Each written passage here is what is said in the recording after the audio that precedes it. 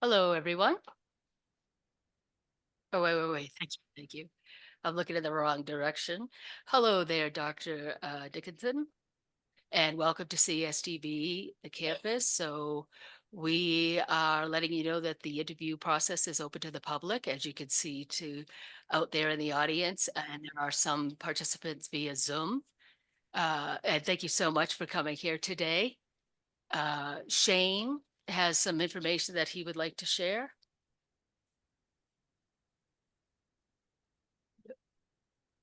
Shane? Yep. Okay, apparently he does not, so. Okay, we're gonna go ahead and get started with the questions. Question number 1. Michael, the floor is yours.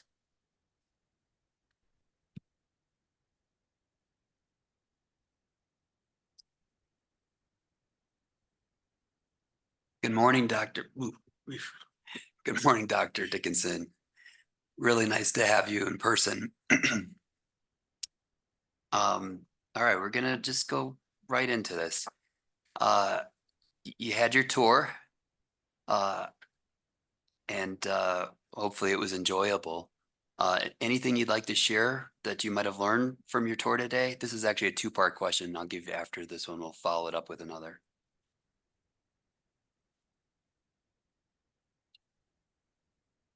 First of all, yes. Hello. Yes, I had a great tour this morning and then had an opportunity to meet with students. I am impressed with all the goings on the campus that I've kept up with when I was a teacher here at CSDB. Dr. Dickinson, this is Beth. Do you mind?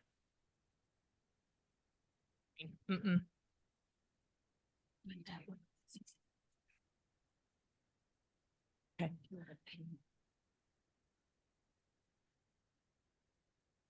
Is that better? Yeah. Okay.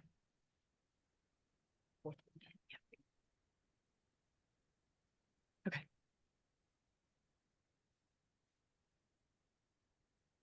With all the goings on campus, the renovations that happened, really, it is nice to see. Also had an opportunity to meet with students and enjoyed that time as well. I asked them, what are their best ideas for the future of CSDB and how do we make this school the best in the nation? So, and I have now a long list of good ideas from your students. They have great ideas, and we'll talk more about that. They are engaged in the discussion.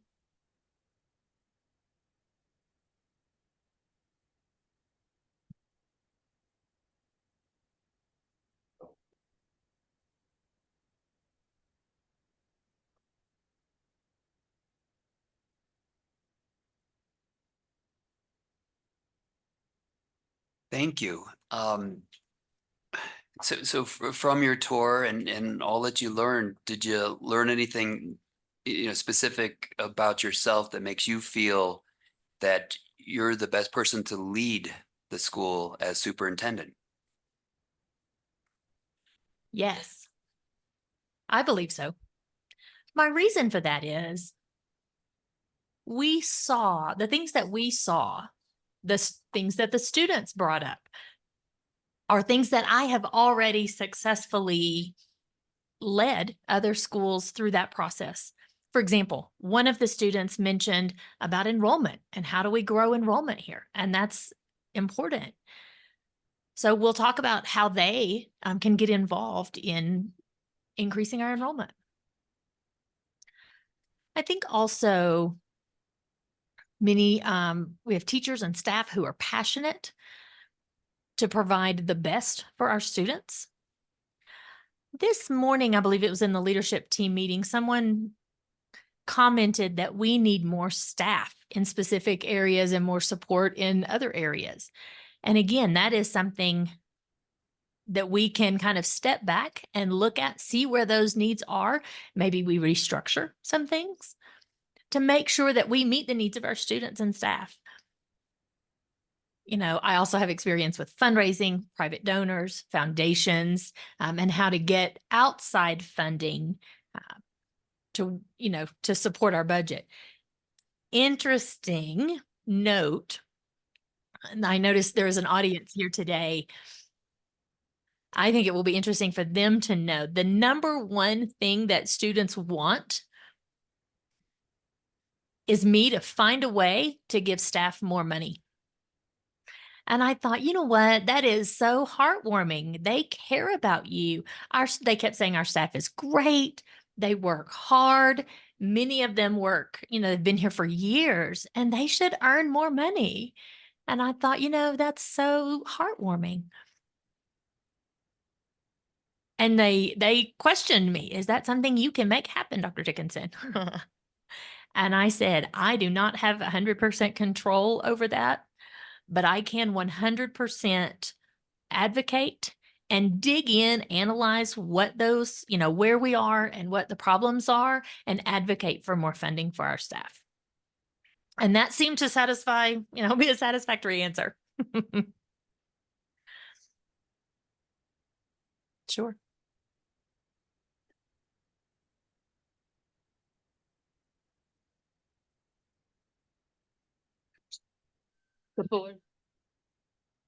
The board members are, hold on this echo. The board members just need a minute we're echoing. We're just going to take a few seconds while everybody jots down their notes. Okay.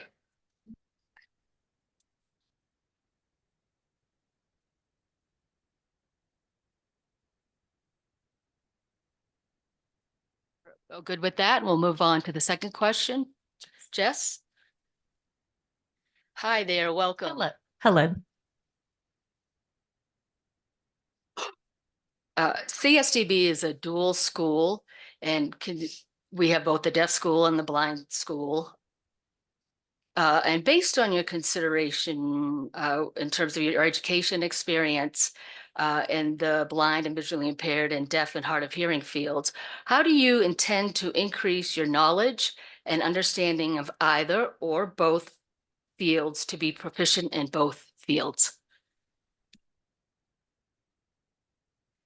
It really is an important question. Of course, my background is in the deaf field, but at the same time, I have experience with blind education here at CSDB. I was the curriculum assessment. I also, in Arkansas, we have shared services. And so I supervised those departments where we shared services. None of that experience can replace time with students who are blind, staff who are blind,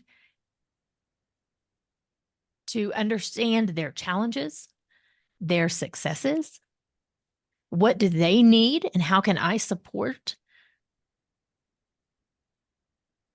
I am 100% happy, willing, ready to spend the time with them to really have a deeper understanding of where they're coming from.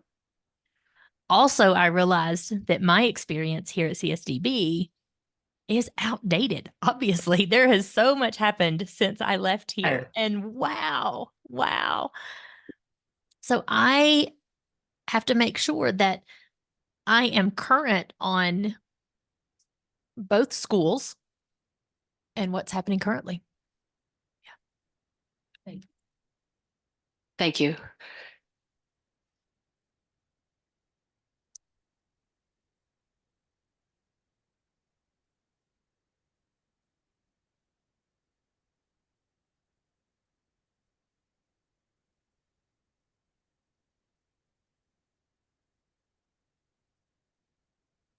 Thank you. Thank you, Dr. Dickinson. Now moving on to question number 3, and I'll turn that over to Teresa.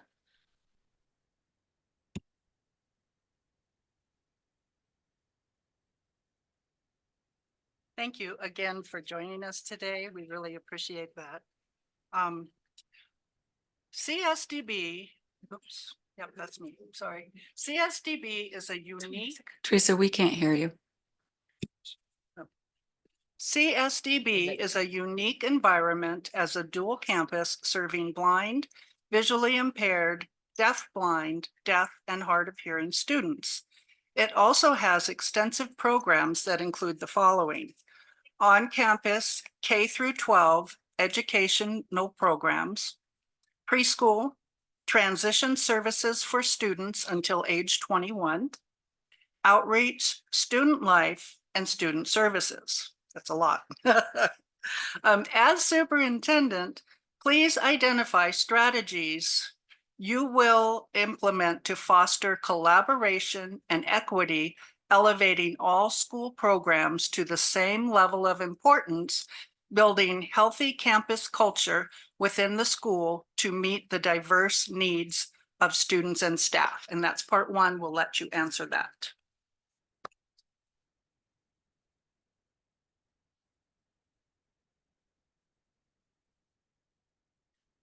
There is a lot going on at CSDB.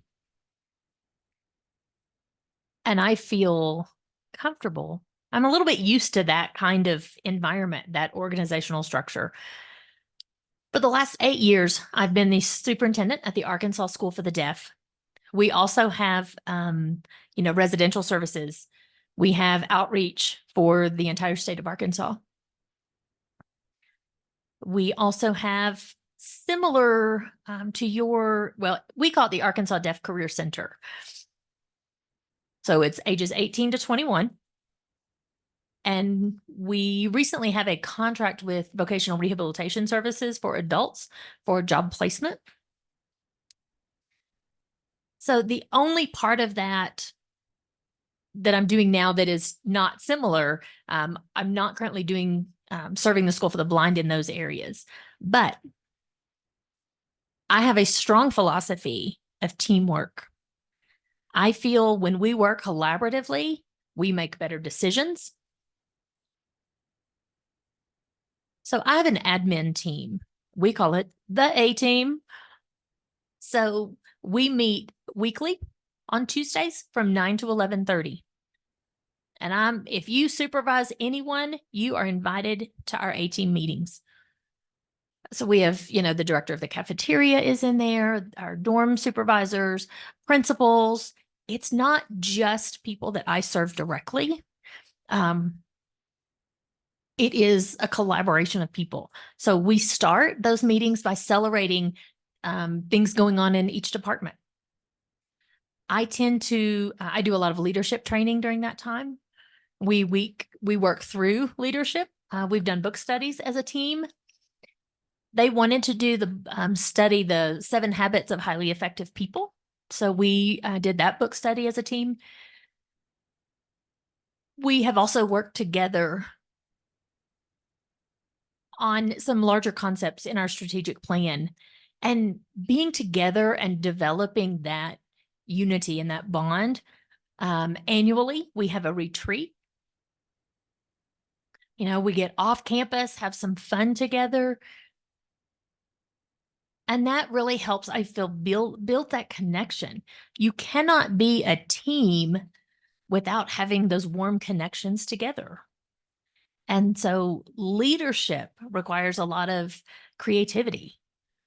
Here at CSDB, I want to have a similar bring together a leadership team so that we can support each other, help each other, collaborate. You would be surprised how many times, a single team says, the cafeteria director will say, wait. I need some people. I have people who can help do this, help, man this particular event.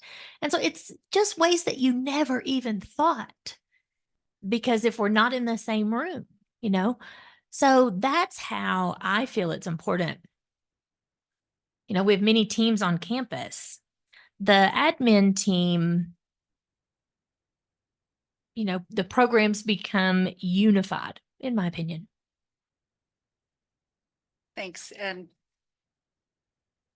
part 2. What steps would you take as superintendent to foster and improve communication between our deaf, hard of hearing, blind, visually impaired, and deaf-blind students and staff.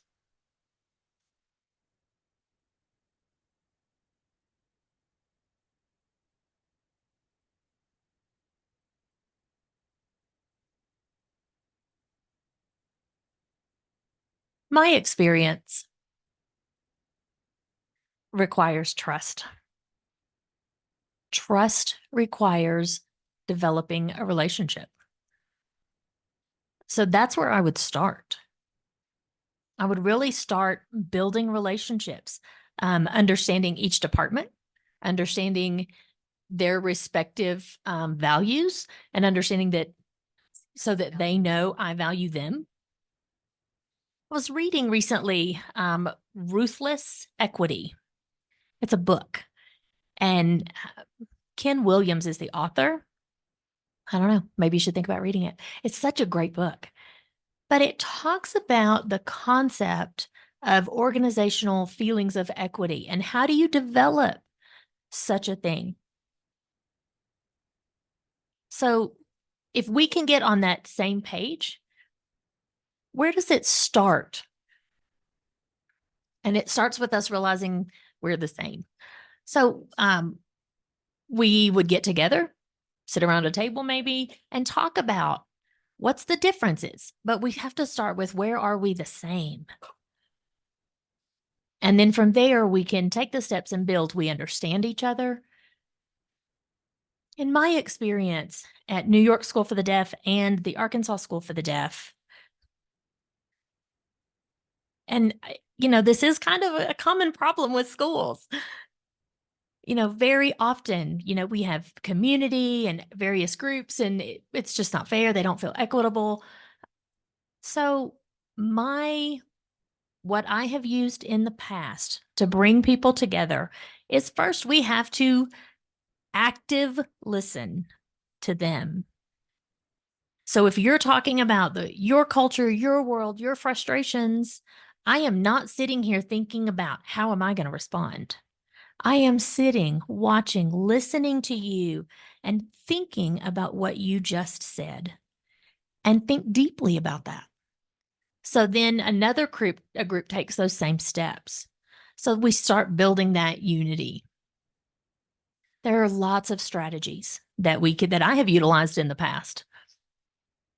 But I feel like that's really the starting point, is to determine where we are similar, and then we branch out to diversity.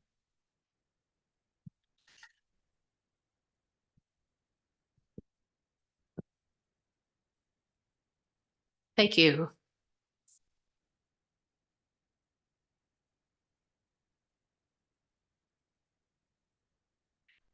Thank you. Thank you for that. All right, moving on to question number 4. We'll turn it over to Pete. Thank you, Madam Chair. Welcome, Dr. Dickinson. Can you describe specific strategies that you would use to promote public support through legislative initiatives, through private fundraising, grants, and other fund development activities for school activities, budget, and instructional programs?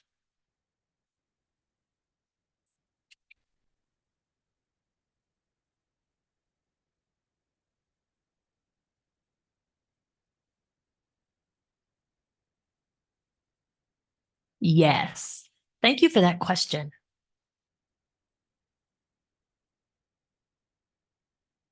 As we start looking at CSDB, I want to see, where are our friends? Where are the friends of the school?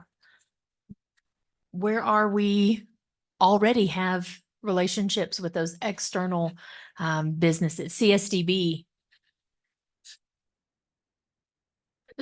already has a reputation out in the community.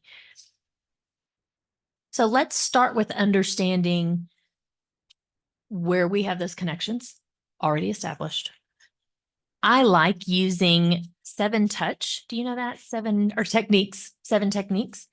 Maybe you're familiar. It's a philosophy for, you touch someone 7 times. And it's really developed for donors. The research says that you reach out 7 times to a person. After the 7th time, they tend to be more willing to donate and or provide support. And so we have that kind of the 7 touch techniques. My experience, we do that throughout the year. We have a variety of activities. In the winter, we have the month of December. Our cafeteria works to make 60 dozen cinnamon rolls. And we take them, deliver them to legislators, the governor, just a variety of people and organizations, people who are friends of the school. And they love December. And so that's one of our touches. Another event we have appreciation events. I tend to go out and meet with groups for the last many years. I will meet with other public school superintendents. I'll meet with legislators. So depending on the tier, whatever fits the state, whatever the needs are. At the New York School for the Deaf, the needs there were different than Arkansas, and Arkansas is different than here. But most importantly, the superintendent must be engaged out in the community. I mean, I would love to stay on campus, but really, the superintendent needs to be out in the community a large portion of the time, building those warm relationships, advocating for the schools and our students. And the same with organizations.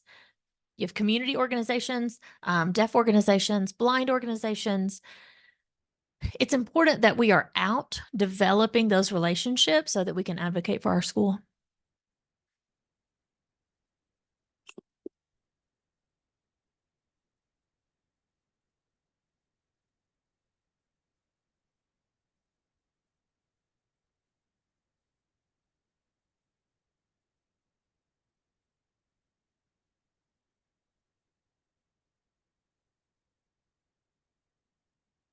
Thank you.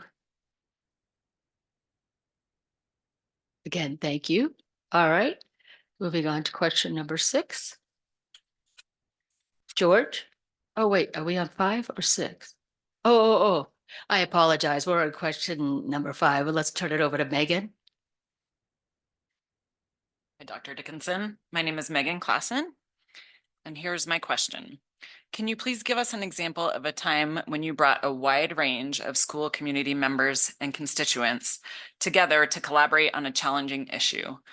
And then if you would answer this in four parts, please describe the issue, your approach to addressing it, the outcome of your efforts, and what you learned from it.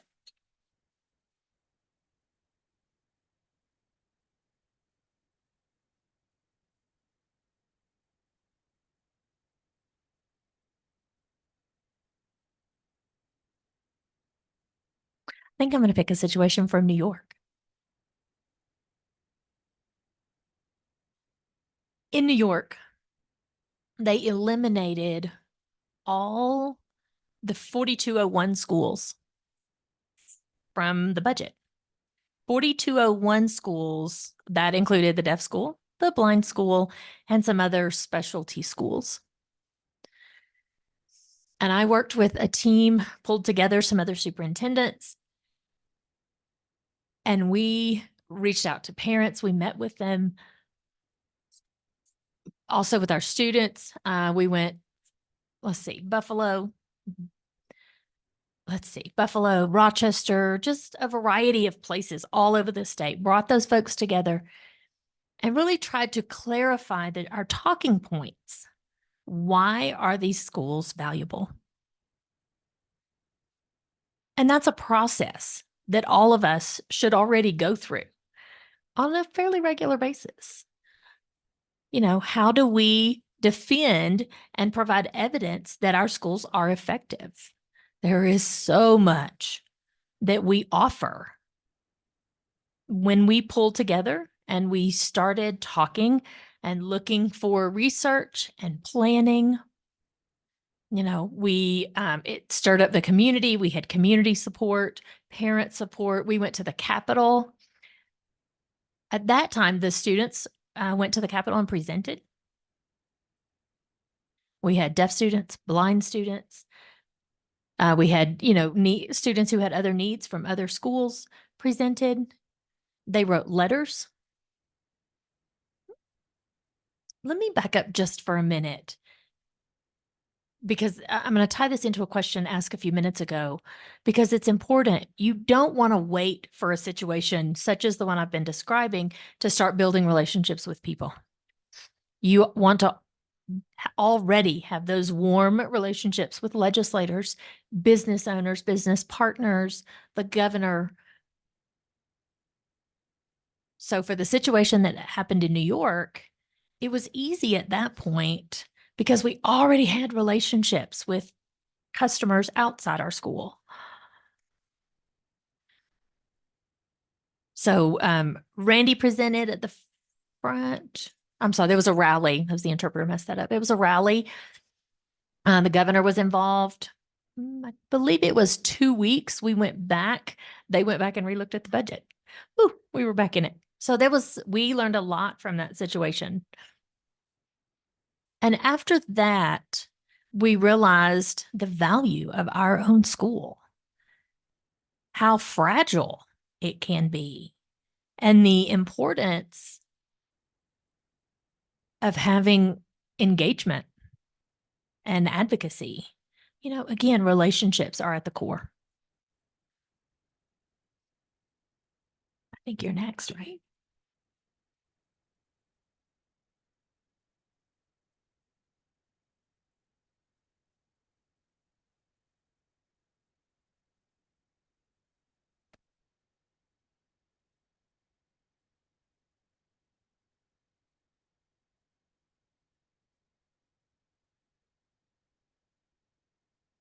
Thank you. I want to remind everyone to introduce yourself prior to commenting. And for example, this is Ida. Thank you. And now we'll go to George for question number 6. Thank you, Ida. Welcome, Dr. Dickinson. How do you envision fostering partnerships with external organizations, businesses, trade schools, and higher education institutions to enhance opportunities for our students here at CSDB?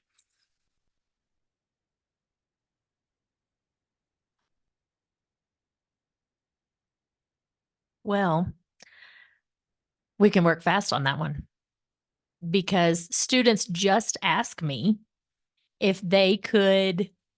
I think they asked me about PCCC something. They wanted to know if we could figure out how have college classes for high school students, because they want to get a taste of what's college look like. And I said, in Arkansas, we're already doing that. We have community colleges who offer concurrent credit classes for high school students. So I'm right on that one. I'm excited about it. We do this all the time. All the time. For example, when I moved to Arkansas, there was no driver's education for our students. And our students have to learn how to drive. So I tried to, I talked to the state and work with them, but they were, they are not fans of, students driving state vehicles. So, what do we do now? So we reached out to a local driver's education school. And so they have it's a family business, and it's been around for many, many years. So we gave them a tour of the campus. They met several of our students, and they loved it. So immediately they gave us a car that we use. Not only that, they also hired a deaf teacher to for those driver's ed classes. But how do we pay that? That was a lot of money. We worked with our career ed folks and we got a grant to pay for the driver's education classes. So that's the kind of thing that I've done for our kids. Also in Arkansas, it is hard to recruit teachers. It's hard to recruit people moving to Arkansas. This is not I'm not saying anything negative about the state. But there's no deaf education program in the state. So what do? So we recruited people from out of state, but I noticed that it was difficult for people to stay, a long time. So I decided to start meeting with colleges and universities in our area. And I said, would you start a deaf ed program? We got many no's, but I did not give up. We found a college, and it's a small private college that said yes. And it's Lyon College, Lyon. And so we started working together to develop a deaf ed certification program.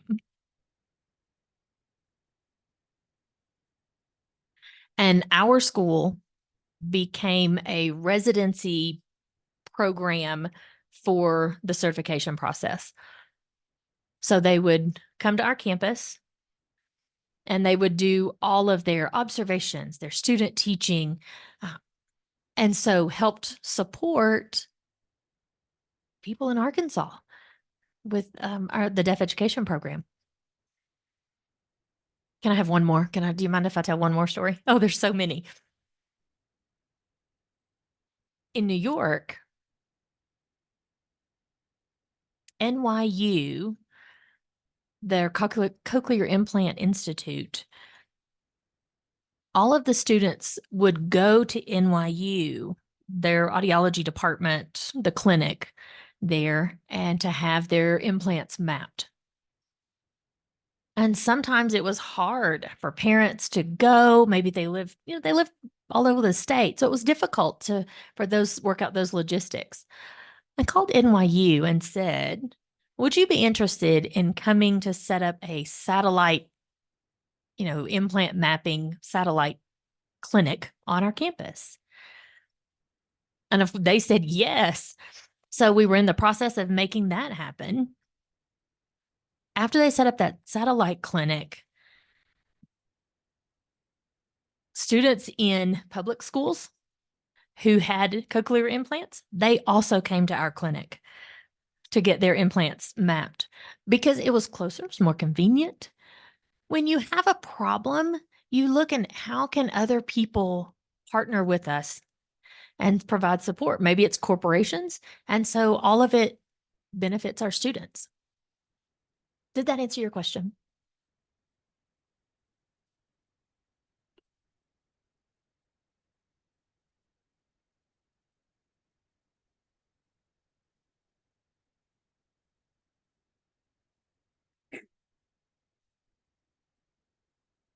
Thank Hello you. again. Yes, thank you. All right, moving on to question number 7, and I'll turn it over to Teresa. Hello again, Dr. Dickinson. CSDB provides a comprehensive education to blind, low vision, deaf-blind students on campus through outreach. What do you see as the greatest challenges to the field of blind and visually impaired education, accessibility, technology, and modes of learning, and how would you address these challenges?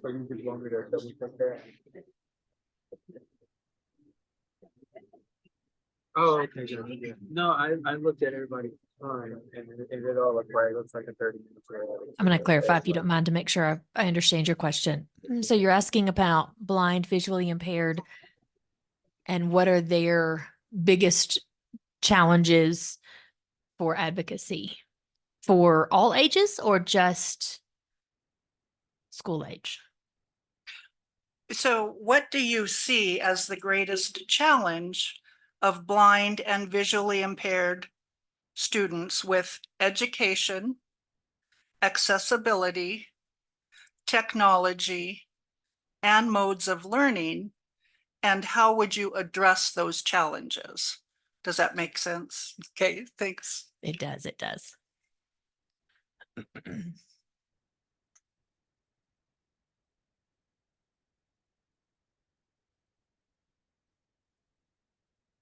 Let's start with education.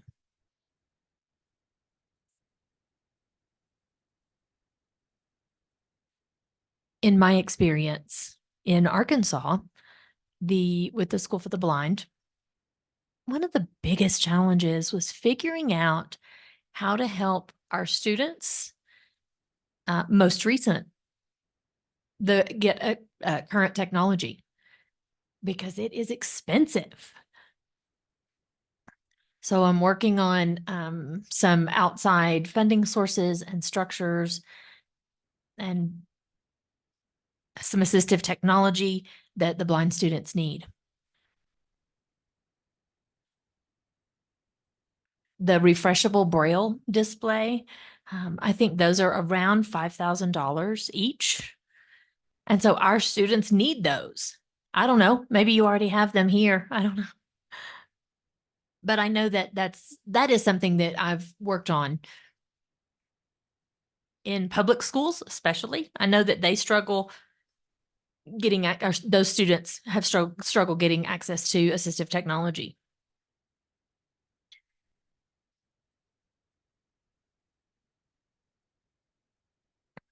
Recently, a visually impaired teacher told me that a challenge that they're experiencing, they have high expectations for their students.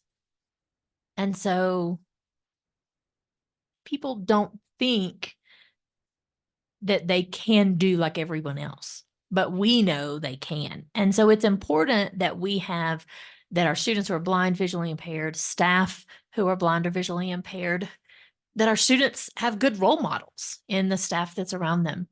Also, we know literacy is key, especially for students who don't have access to vision. Braille is important. So again, here you already have great resources, but we will recognize outside of our school, those may not have great resources. And so teaching Braille, and then once those kids come onto our campus from public schools, right, we have to help them catch up. And, advocacy is one of the ways we do that.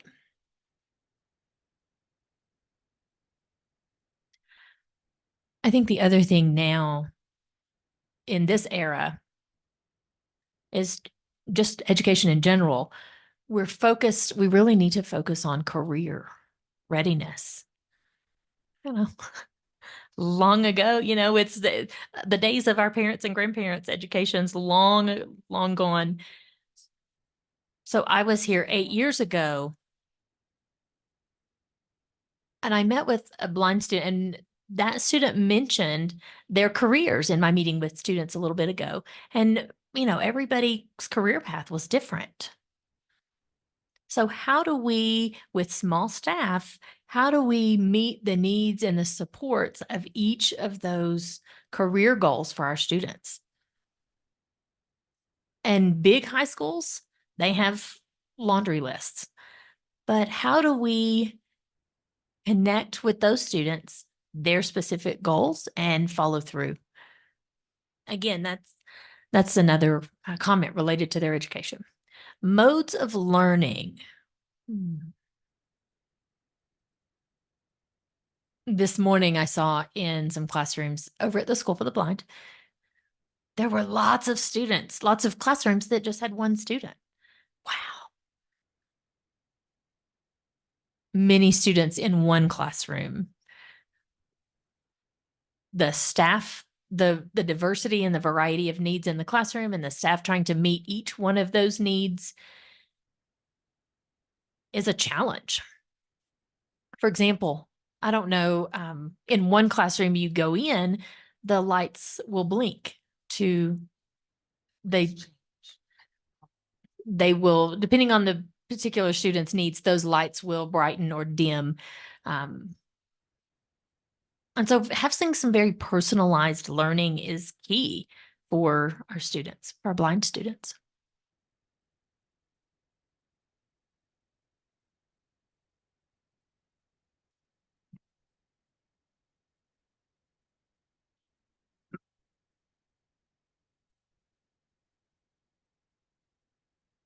Thank you. Thank you. All right, question number 8. I'll turn it over to Pete. Thank you, Madam Chair. Pete Lee, thank you, Dr. Dickinson. This is a similar question with regard to the hearing side. So CSDB provides comprehensive education to deaf or hard of hearing students on campus and through outreach. What do you see as the greatest challenges to the field of deaf education? Accessibility, technology, modes of learning, and how would you address those challenges?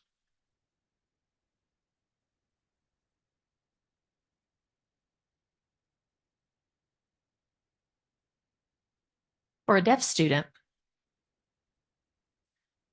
one of the most important things is socialization, so they can have in a rich language environment. Opportunities to learn from mentors around them. I was impressed what I saw today. I saw a lot of great role modeling happen. Now, I didn't go in to observe the teaching, but I felt it was a very positive experience. So what do deaf kids need? They need communication.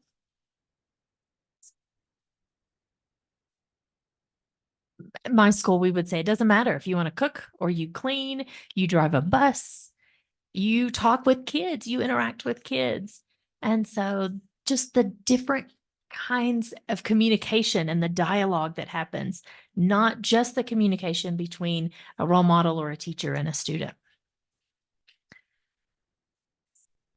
So I would say language is the first thing, and then literacy is the second.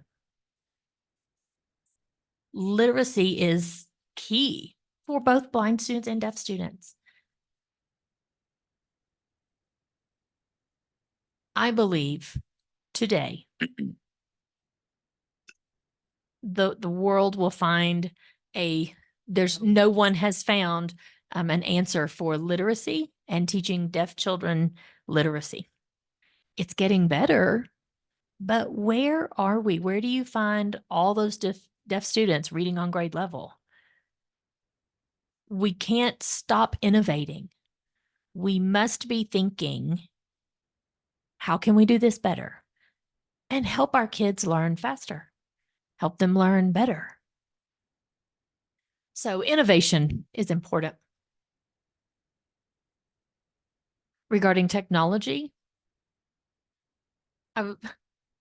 there's a lot of assistive listening technology. But I also think it's important to include our deaf professionals.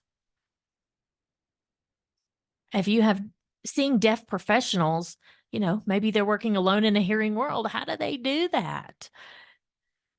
And you see the different apps that are available and how they communicate and interact with their colleagues. And so modes of learning for all kids. Sometimes learning is hard. And so we have to find ways to celebrate our successes. So I like to watch closely, monitor the data and see where are we finding success. And then our students tell them so they can thrive even more. Thank you.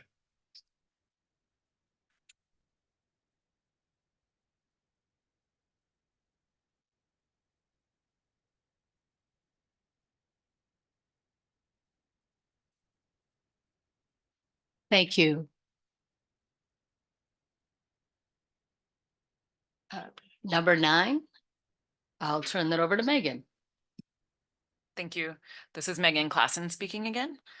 And I have a question about our outreach program.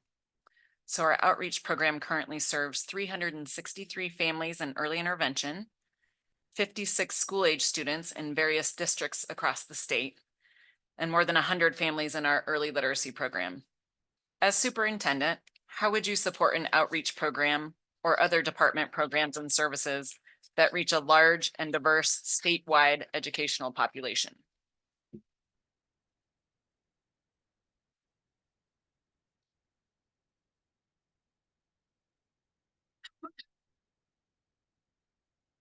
At first, when I heard that this morning, I can't believe how much work that relatively few people are doing. I mean, wow. I applaud you. So it's important to have some specialists.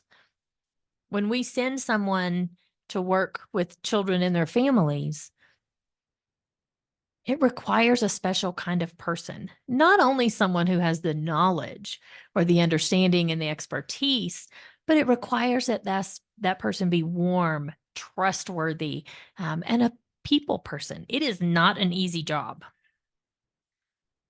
First, I really think we have to consider, is there a way that we can add staff to what you're already doing?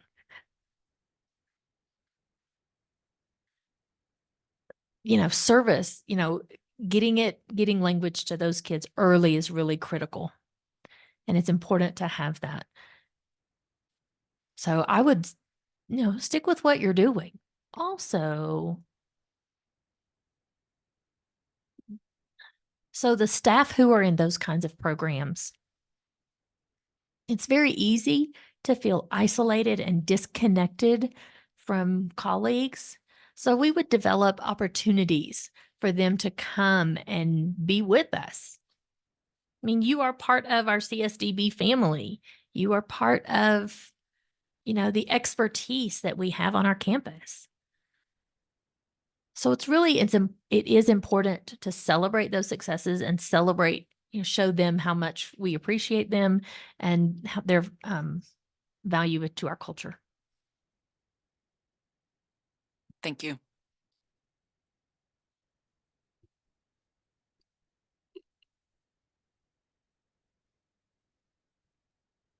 Thank you. Moving on to question number 10, and we'll turn that over to George. CSDB aspires to serve students throughout the state. What strategies would you use to promote CSDB as an exceptional educational opportunity and inform families and potential students about the services provided by the school?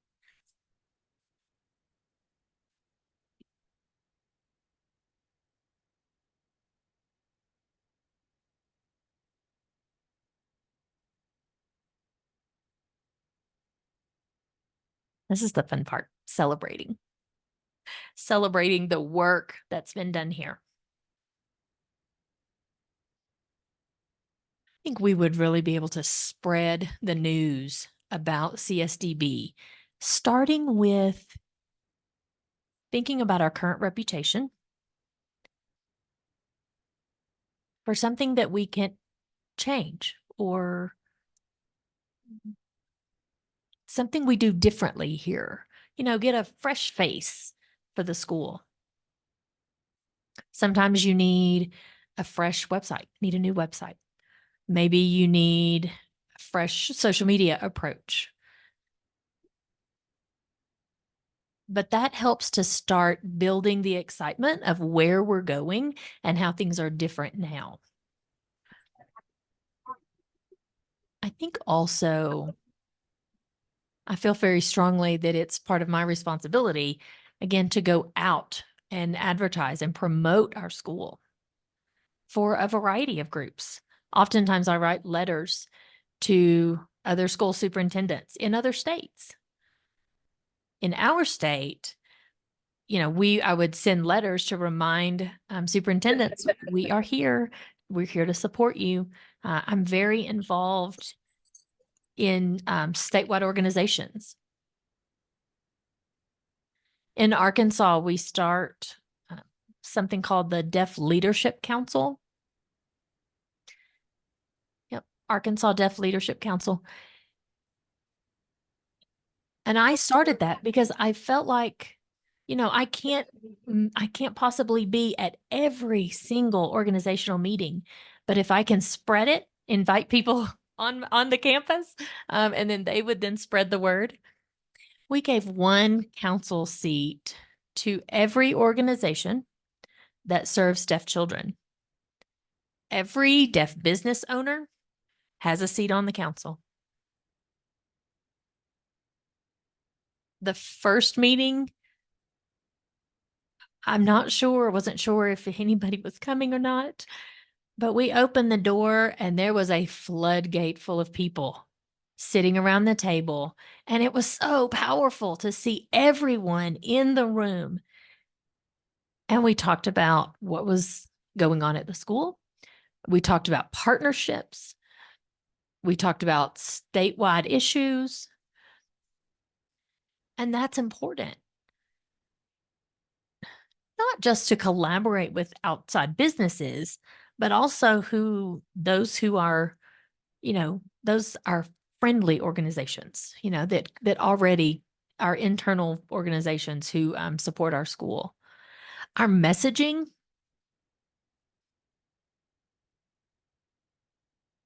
For many years, I was the secretary for a panel. It was a superintendent of public schools, a board.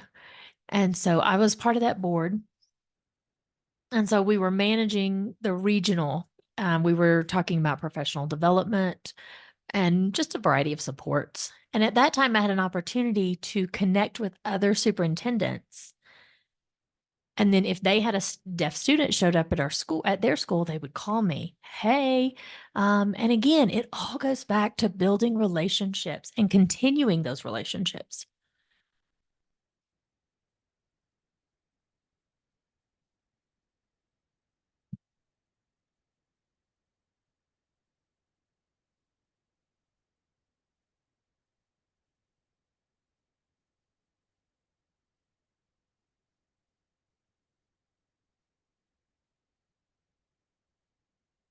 Thank you. Thank you. Moving on to question number 11.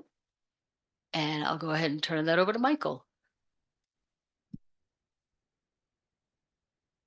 Thank you. Hi, Michael Stone, and please forgive me. My contracted Braille is horrible. There's first graders that can do better than me here.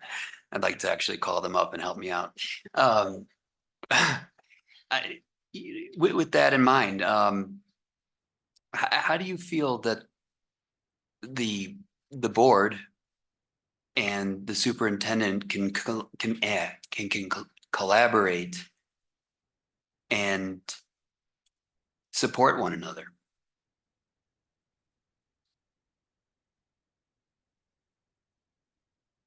I love that question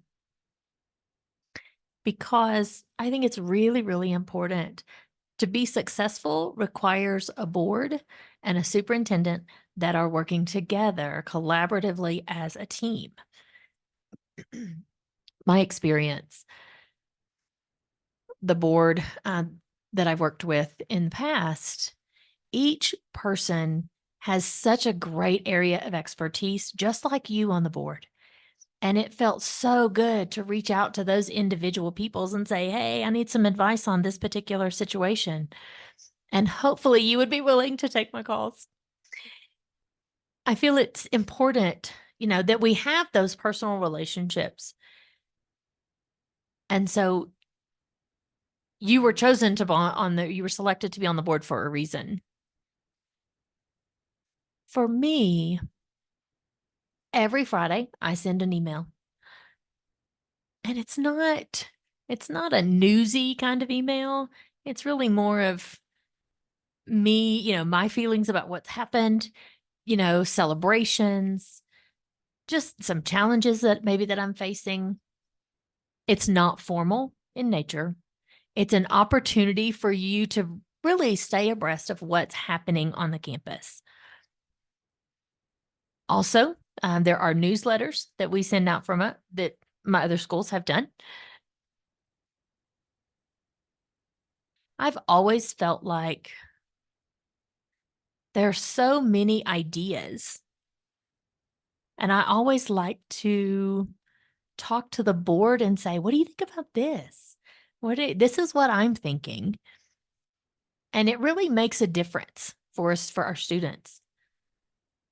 I feel like that kind of relationship collaboration is important because you can then say, oh, well, maybe we need to change this or tweak that.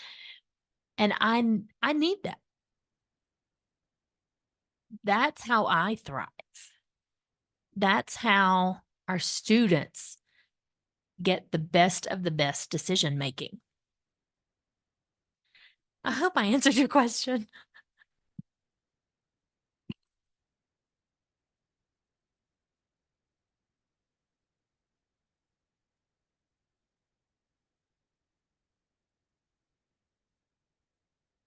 Thank you. All right, the last question, number 12, and I'll turn that over to Jess.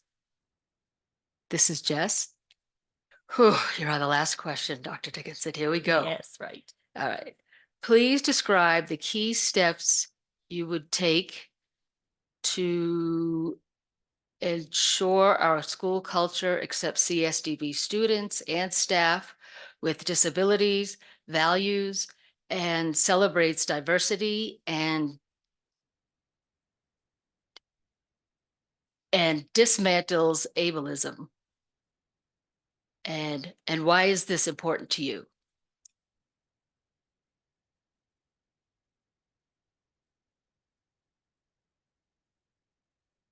It's really, really important to me. Oh gosh, it's going to make me cry. I think if we go back and we talk first about a positive climate, that's key for us. It's interesting when we focus on the kids' climate, but what about the adults experiencing a positive climate as well? I don't know if this makes sense to you, but I always think about a cupcake, right? You have the cupcake, the cake part, that's the foundation. And then the frosting that you put on top, and then the sprinkles. So I feel like the foundation for school climate are things like trust, safety. Do people feel physically safe? Do people feel emotionally safe?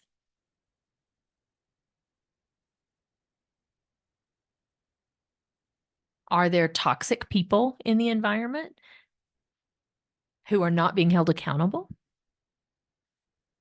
Those things are important to make sure safety, physical and emotional safety. And part of that foundation is also, again, those warm connections from the superintendent all the way down the organizational chart. There's not one person more important than the other. We are all equal. Part of the foundation, I think, is that feeling of, wait a minute, let's go back to equity. That feeling of belonging. When people don't feel like they belong here, that's when you begin to see people shut down and then they withdraw or they leave. So having a climate where those heartfelt connections are made and a sense of belonging, that's a great foundation. So then you can bring in the icing and the sprinkles. If anybody has worked with me before, you know that I love to have fun. I want a positive school climate. So here's a quick example of my schedule last year with our staff. So we started the school year with something fun.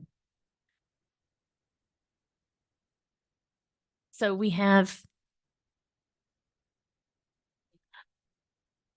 we have rafting at the beginning of the year. We would go rafting.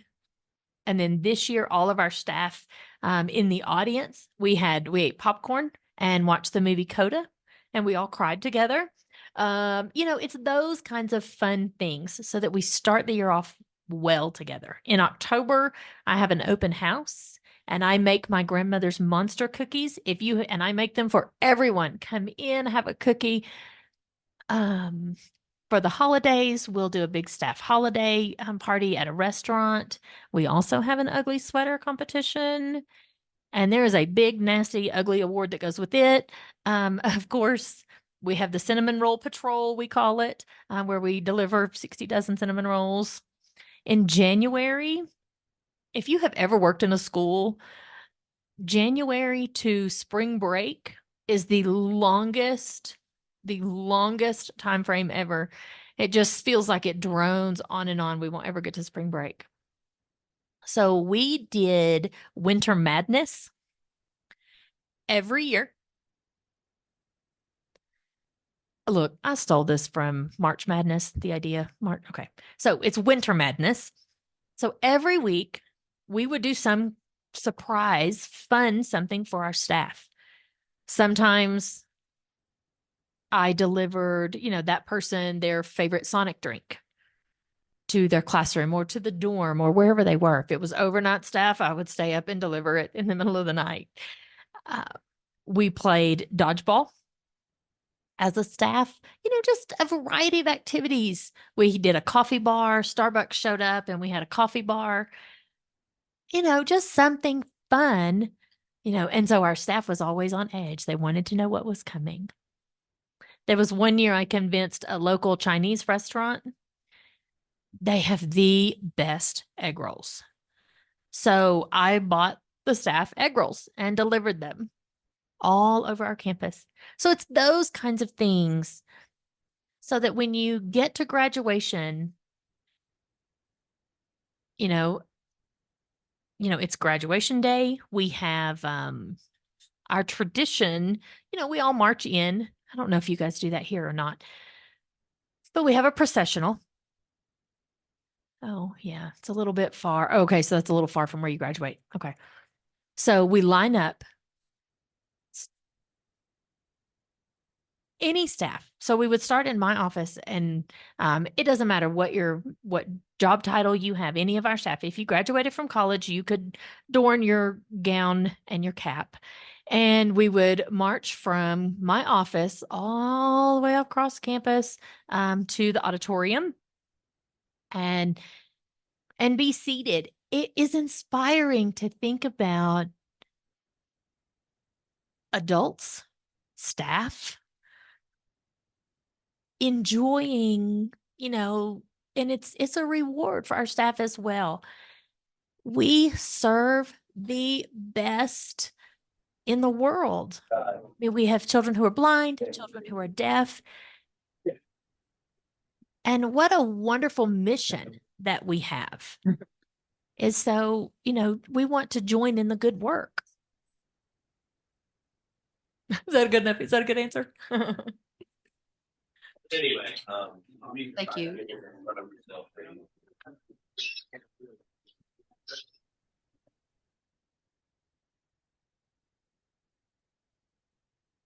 Dr. Dickinson, it was a pleasure to meet you in person. Thank you for meeting with us today. Now, board members, this is your opportunity to capture your thoughts and impressions. Thank you all.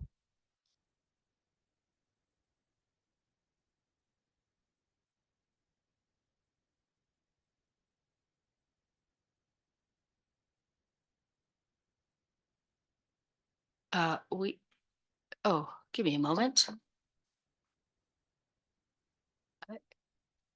Hi there.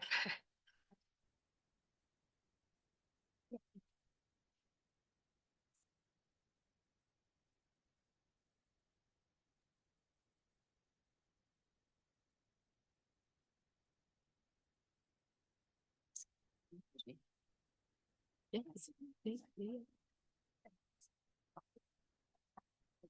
Okay. Okay.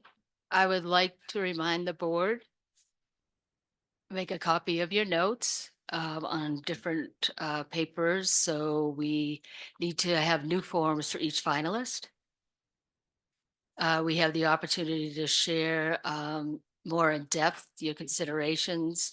We could do that on January 29th. Does anybody have any considerations or thoughts now that they want to share?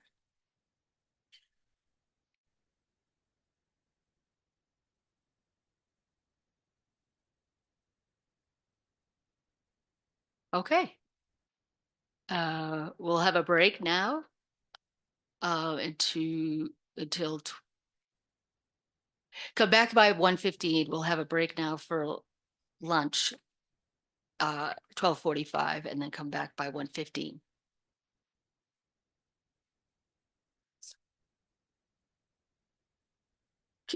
What did you say?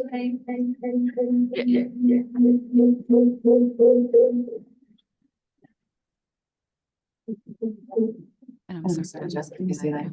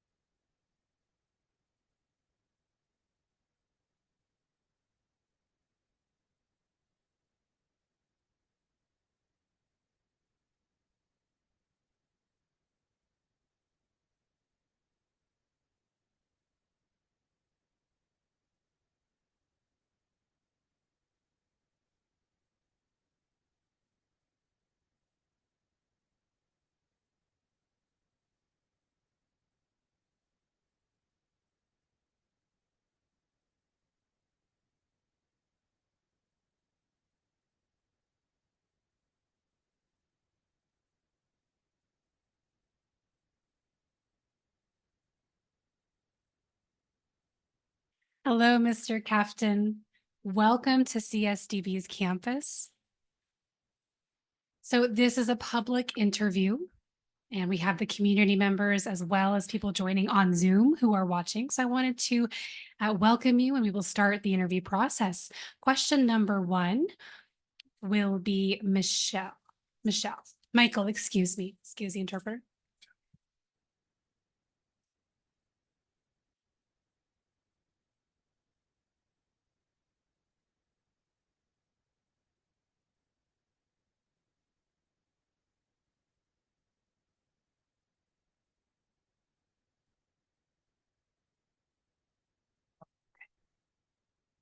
Hi, Michael speaking. So nice to meet you in person. And thank you for being here. You had your tour and your visit today. Any takeaways, anything you'd like to share from your visit today? Hello, Michael, and how are you doing today? It's fantastic to meet you as well. So really, there are 2 things that stood out to me during the tour. The kids, the students. How can you go wrong? I mean, I saw so many kids in so many different classrooms, and oh my gosh, I wanted to stay longer in every single one.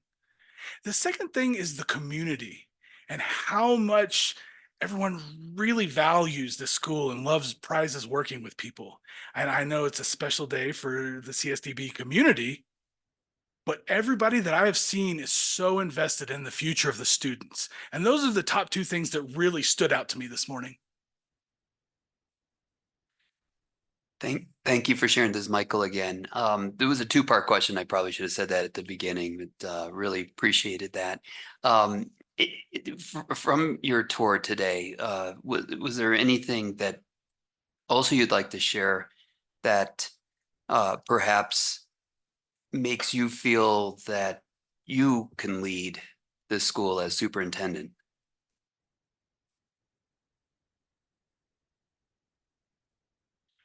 Oh, definitely. So the community, the environment is a perfect fit for me. And the reason that I say that is in the 20 years that I've worked through 3 other institutions, uh, a big school, I work at a school that's very comparably sized to where we are now. And I've always seen myself as a superintendent somewhere. I've always been looking for the right place, the right time. I want to be a superintendent. That's been my vision. And it's so warm and welcoming here. Just the atmosphere, you can see the excitement in their eyes, and they're so excited to meet a new person. And they come and they engage with you. The staff that have showed me around, they are passionate about what they do. I can definitely see myself here long term. Yes.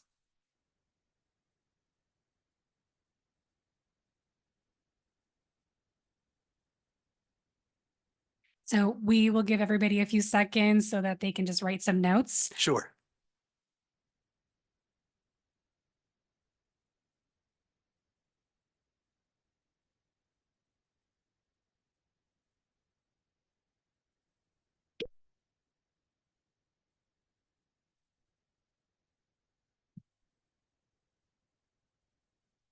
Okay, thank you very much.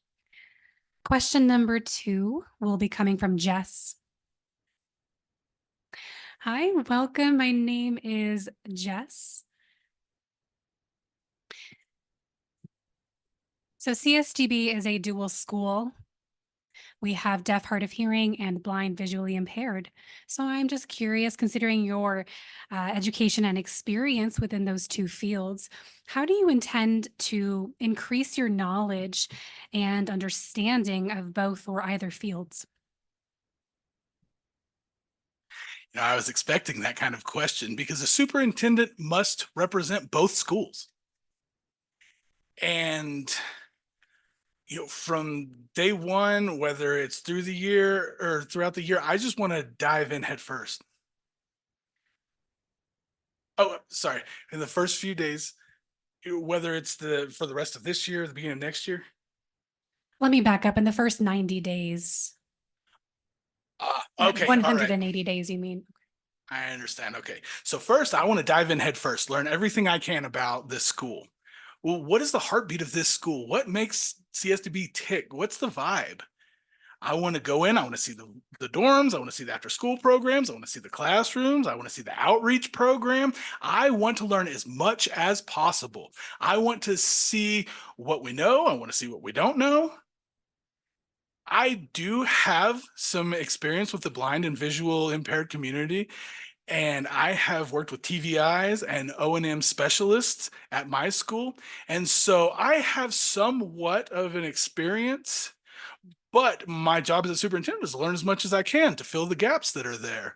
But yeah, basically just to learn as much as I can going forward and start that process. Thank you very much. Thank you.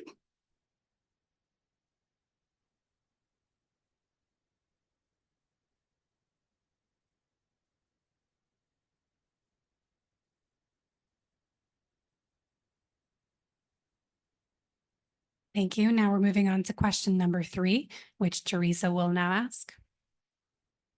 Oh, everyone's going to take turns, I see.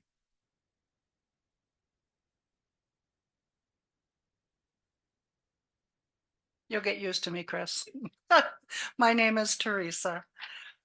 So CSDB is a unique environment as a dual campus serving blind, visually impaired, deaf-blind, deaf, and hard of hearing students. This is a 2-part question. It also has extensive programs that include on-campus K through 12 educational programs, preschool, transition services for students until age 21, outreach, student life, and student services. So the first part of the question is, as superintendent, please identify strategies you will implement to foster collaboration and equity, elevating all schools and programs to the same level of importance, building healthy campus culture within the school to meet the diverse needs of student and staff.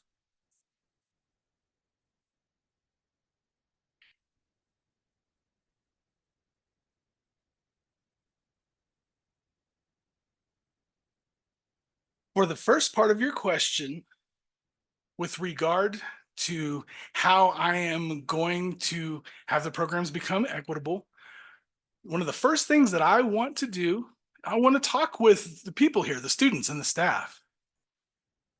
What do you love about this campus? What do you feel are the challenges of this campus? What are you struggling with? I need to listen to people. I need to engage with them and show transparency. I need to show that I care and show that I'm here to implement change and to improve things here. As I was talking with the student body government, all of them, whether they were the blind, the visually impaired, or the deaf and hard of hearing students, the number one issue was food service, the food. And they have expressed that this has been an ongoing issue. I see the laughs here, and it's kind of funny, but at the same time, I told them my school has a very similar issue.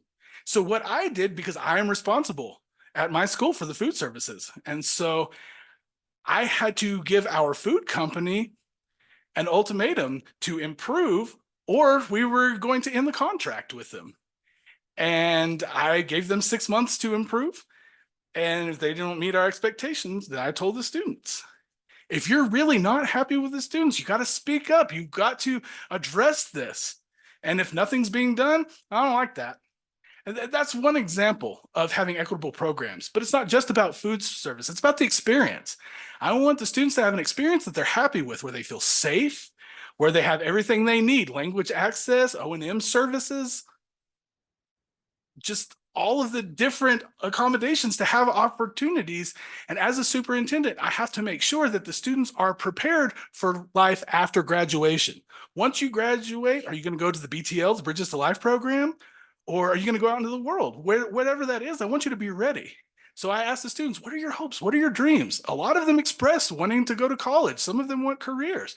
And both of those have to be given equitable access. We can't favor one strategy over the other. And so that's the first part. Can I get the second part again, please? Yes, I didn't give it to you because I wanted to just break it down. So, Oh, perfect. what steps would you take as superintendent to foster and improve communication between our deaf, hard of hearing, blind, visually impaired, and deaf-blind staff and students?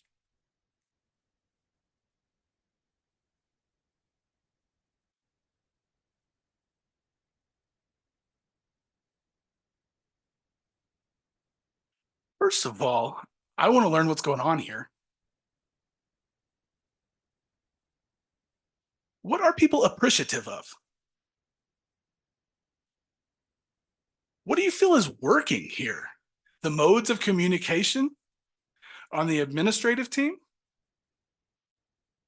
You know, are they communicating information transparently? Are they conveying the school goals, the process, their vision? Is everybody clear and on the same page? And if the staff says yes, then what are the gaps? And when they express those, then I will work with the leadership team to address the gaps. I come from a belief, it is my professional belief, you have to be transparent with the staff. You have to communicate with the community, and that includes the students and their families. And also the the Colorado community as well. We have to partner with the community. That's so valuable. The CSDB AA, the Alumni Association, we have to work with those people. The other agencies and organizations in our state that serve the blind and VI population, and also the deaf and hard of hearing populations, we got to work with those people. And also, I want to meet with the staff as well. What are you seeing? How can we make this community more accessible and transparent for everybody? And once I get those ideas, I'm going to work with the leadership team to develop an action plan to accomplish that, excuse me.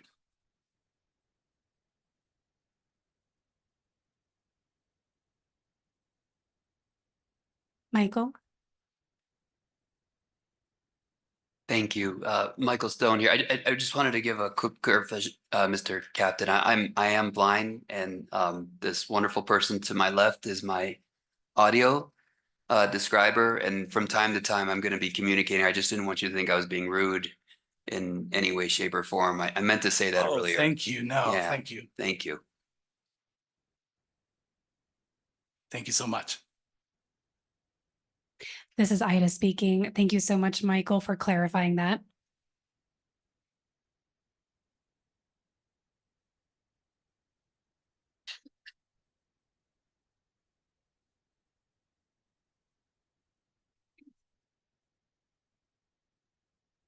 Thank you. Let's move on to question number 4, which will be Pete. Thank you, Madam Chair. My name is Pete Lee. Welcome, Mr. Captain. Appreciate you being here. I want to go from internal to external. Thanks. Describe specific strategies that you would use to promote public support through legislative initiatives, through private funding, grants, and other fund development activities for school activities, budget, and instructional programs.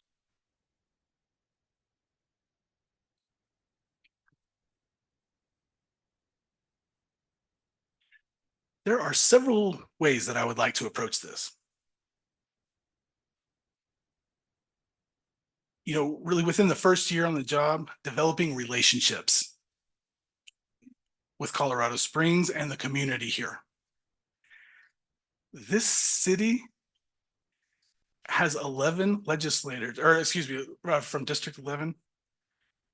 Excuse me, we are with District 11, and there are several different organizations involved in the community. And I want to work closely with the different committees in Denver that have any relation to this school, whether they're budgeting committees, educational committees. I would like to introduce myself to work with the representatives and the state staff that are on each committee and have relationships and engage them. And that will include some visits up to the Capitol. The other thing that I'm considering, if the school has not already considered it, but one thing I have seen succeed is to have a legislative day. Invite legislators to come see the campus, to see the students as they are working, the structure of the school, the deaf students and the blind students both. We are their constituents. And so it is important for them to see who we are and who our staff are. And so that was one idea that I was considering, is hosting a legislative day, maybe making it an annual event. And that has worked in my previous experience at other schools.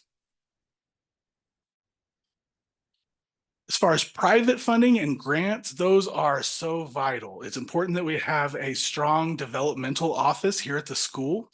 And the developmental office, they will be looking for opportunities to get grants and funding from multiple different foundations, be they private or public. There are millions and millions of dollars available out there that we can apply for. And when I'm here, I see so many opportunities to grow. And I feel like we rely too much on state budgets, and we need to find other sources of income. So we're going to have to look for different opportunities for people that can help us to meet those educational goals. Thank you.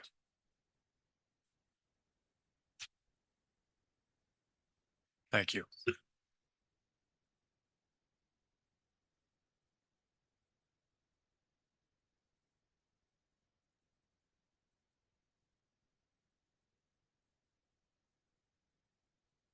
Thank you very much.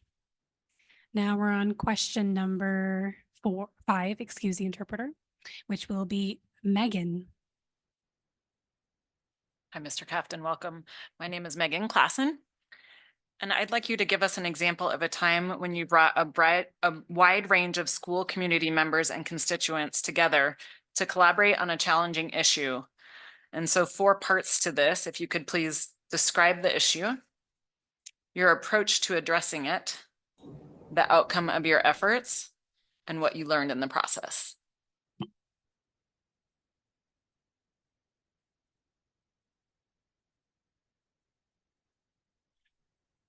So that got me thinking of COVID, the beginning of COVID and the pandemic.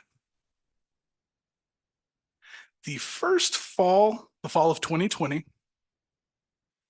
our school decided to go fully remote. We didn't do hybrid, not fully in person. The community, the parents and the families, they were pretty outraged. We looked at several different outcomes of the pandemic to figure out how are we going to keep our students and our staff safe. So we had to be very transparent with the families about our plan and how we were going to roll out said plan. And we had to talk about our priorities in the schools. And for students with Deaf Plus or extra disabilities, they might come back 2 days a week, or they might come back sooner. The community was very resistant. They wanted their kids back in the school sooner. They felt like the remote option was not successful for some students, which is really the same for many other programs in the country that struggled with the educational issue during COVID. And really, I worked closely. I tried to listen. I had listening sessions. I tried to hear their concerns, to see the issues they brought up and discuss them. How can we provide services to meet these needs? I tried to hear them out and be transparent and advocate. So those are some of the things that we would do. And in working on that, we learned from the experience, or I learned from the experience. I think any program in the country probably had similar experiences. And I know that my superintendent probably felt the same way. We could have done a little bit better opening our schools up. We didn't go hybrid till November. So that was about 3 months of remote learning that I think we could have, if we would have known then what we know now about education and the pandemic, we would have done it differently. The vaccine was not available till December. So, we could have set up different ways of teaching. We could have had pods and clusters. We could have set up approaches. Hindsight is often 2020. So looking back, we can say, oh, well, we should have done this. We could have done that better. And obviously we could have done a lot better with our approach. So that is one example of an experience and approach and how we resolve that issue. Thank you. Thanks.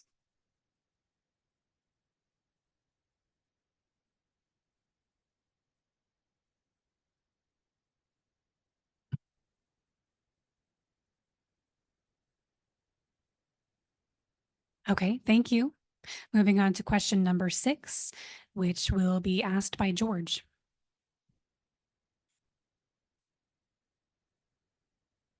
I was going to actually introduce myself that time too. Hi, Mr. Captain. I'm George Welsh.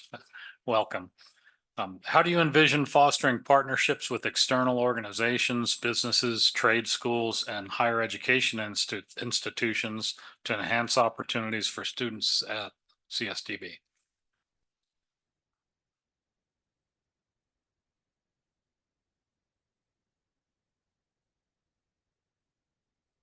So last night, as I was in a hotel around the waves downtown, I went for a walk and I saw some businesses, and several of them had signs. And they have discounts for Colorado College students, UCCS students, discounts on their fare. And I thought, why not do something like that for our students? If we could have a partnership through BTL, maybe some internships, some job opportunities, some job placement. I was just thinking to myself as I was strolling, there's some opportunities, and I thought, oh, that really got me to wondering, what can't we do? So honestly, I don't know. I would have to talk with the BTL program. I would have to investigate some of the other opportunities for internships. I would like to have opportunities for both the blind VI community and the deaf and hard of hearing community to have some career experiences and or to get into higher education. We do encourage our students to, or I would encourage our students to take mainstream classes like District 11 offers that are not available here, like vocational classes. Maybe they want to take it, it's not available here. We would like to encourage them to go mainstream. One of the things that I strongly believe in when I was a principal, there were 3 areas as a principal that I tried to focus on. One was the 12 plus program. And the 12 plus program really focused on kids who are 18 years old. And they focused on 2 different areas, the functional academics for students that need a little more for independent living skills, a little more instruction. And then some students that are more interested in transitioning to careers and vocational stuff. So we would provide different instructions until they reach the age of 22. And so that was a program I was invested in as principal. For the community, I want to meet the community representatives in Colorado Springs. I want to meet the local businesses that we would have the partnerships. Who are they? I want to forge new alliances, meet different companies. One person that I met today, his name is Sergio. He's a student here. And he told me that he wants to have a career in coding, in computer coding. I said, okay, so what can we do to help him achieve his dream? Another student that I met, his name was Jackson. I met him and he said that he wants to be a voice actor. Oh, okay. So what can we do then to help Jackson become a voice actor? So we have to figure out and strategize to see how we're going to make that happen.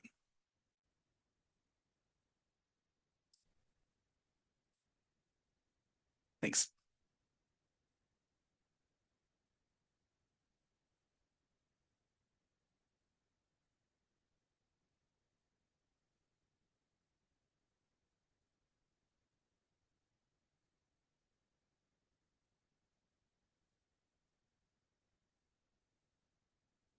Thank you very much.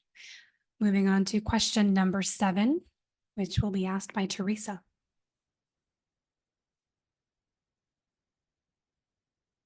Hi, Chris. So CSDB provides a comprehensive education to blind, low vision, deaf-blind students on campus and through outreach. What do you see as the greatest challenges to the field of blind and visually impaired education, accessibility, technology, and modes of learning, and how would you address those challenges?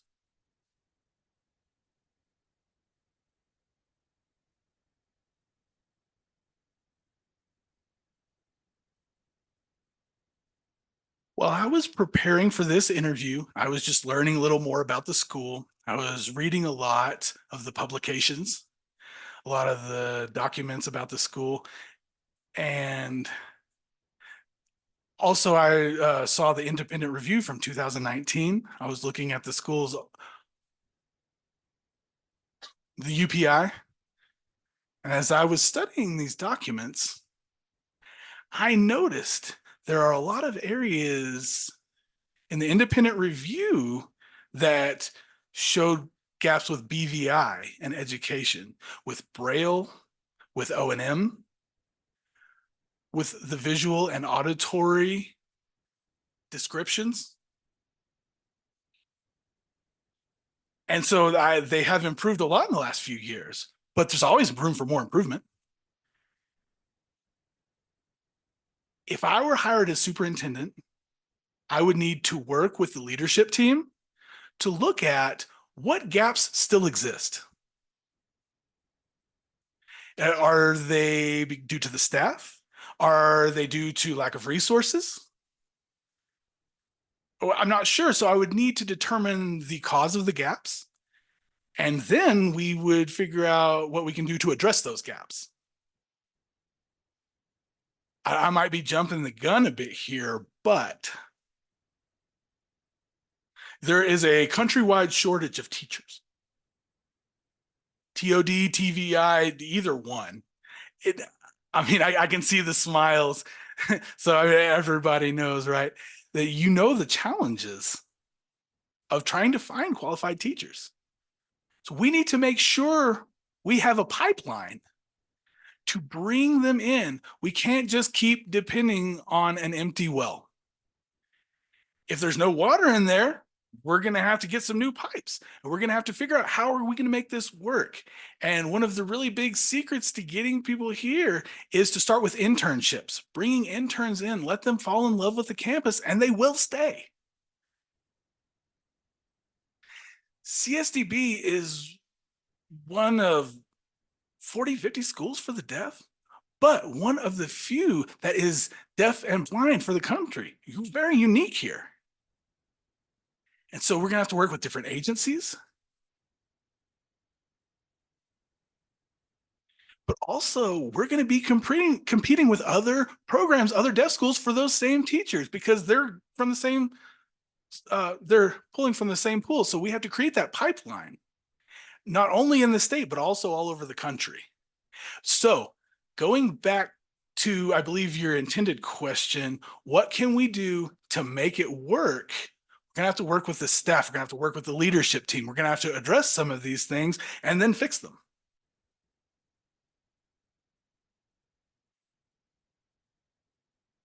Thanks.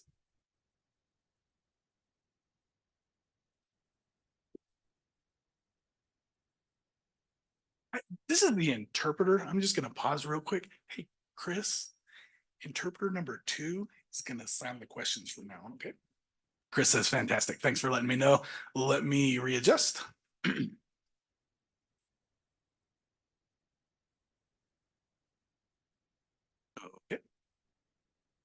All right, we're good.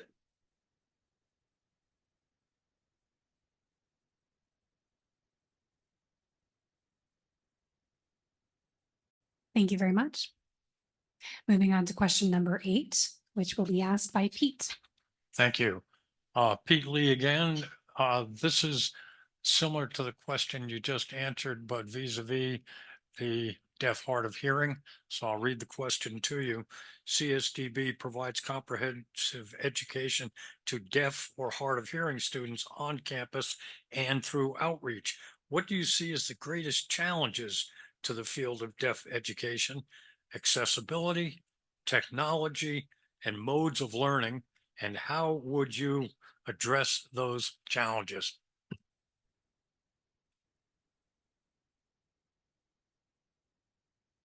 While I was listening to that question, I realized I don't think that I answered the second half of the previous question with regard to outreach.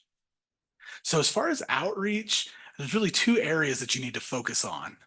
And so I will start with the deaf program and services. I think one of the biggest challenges is language access and language deprivation. Oh, whoops. I just changed interpreters. Let me get my other interpreter back on here just a second. Okay, we're good. All right. Oh, okay. Yes. So preschools all the way through high school have to look at, how is our staff teaching? How are we addressing those gaps? How are we covering? One thing we need to look at and continue to do, and they've already been doing it here at CSDB, is to evaluate the curriculum, to work with the director of curriculum and instruction to assess the continued growth of maps on the different areas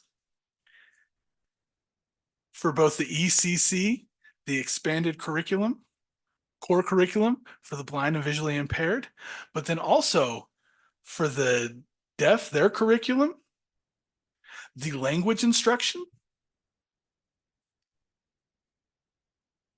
The school has done a lot in the last few years to hire literacy coaches and also some other specialists. They've really brought them in to fill some positions to support the resources for the classroom, or as support resources for the classroom. Each instructor or para or support staff should have the tool bag that is full of different tools or strategies how to successfully teach both populations, be they blind, visually impaired, or deaf and hard of hearing. And as far as outreach, we like to work closely with the outreach program to see how we can provide services all over the state. The primary area that we would serve is Pikes Peak in the Denver area. But I do notice, based on some of my reading, there's not a lot of services available for most of the rural areas. And so we have to figure out what we can do about that. And I know one huge improvement of accessibility is the tool Zoom. We can use that technology, and that has improved greatly in the last 4 years. And that's, because of COVID, but we can't just rest on our laurels and say, oh, well, that's good. That's all we need. We need to figure out how are we going to give them face-to-face opportunities, and not just them with their families, and for deaf or blind children.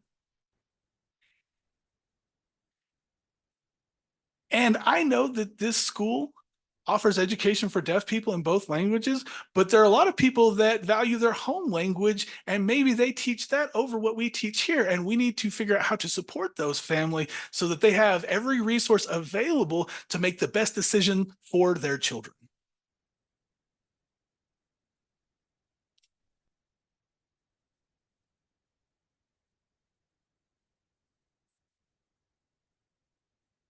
Thank you.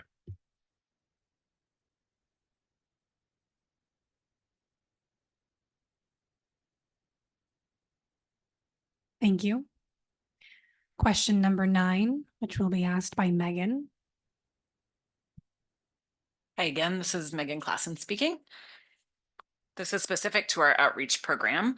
Our outreach program currently serves 363 families through early intervention, 56 school-age students in various districts across the state, and more than 100 families in our early literacy program.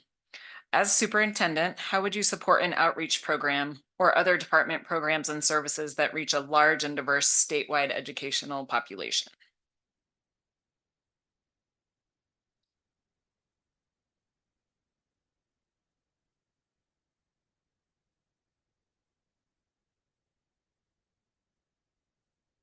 I think first we'd have to meet with the outreach director to learn about their challenges, to figure out what's working.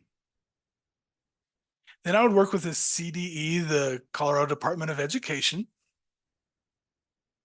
their leadership department, and I want to find out what resources are available. That's one of the areas from the 2019 report that we were talking about outreach. They really encouraged us to partner more with the ESSU programs and to look at how we can provide accessibility for services all over the state.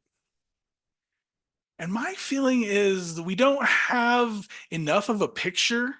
There are several barriers to providing full access and resources, especially staffing, money. We're going to have to figure out how are we going to solve the staffing and the budgetary issues, and then we can figure out what is possible. Again, the same problem with the schools and the lack of staffing that impacts the outreach program. But again, we would look at how can we think creatively outside of the box to resolve that? And we'll have to come up with solutions to meet those demands. Thank you.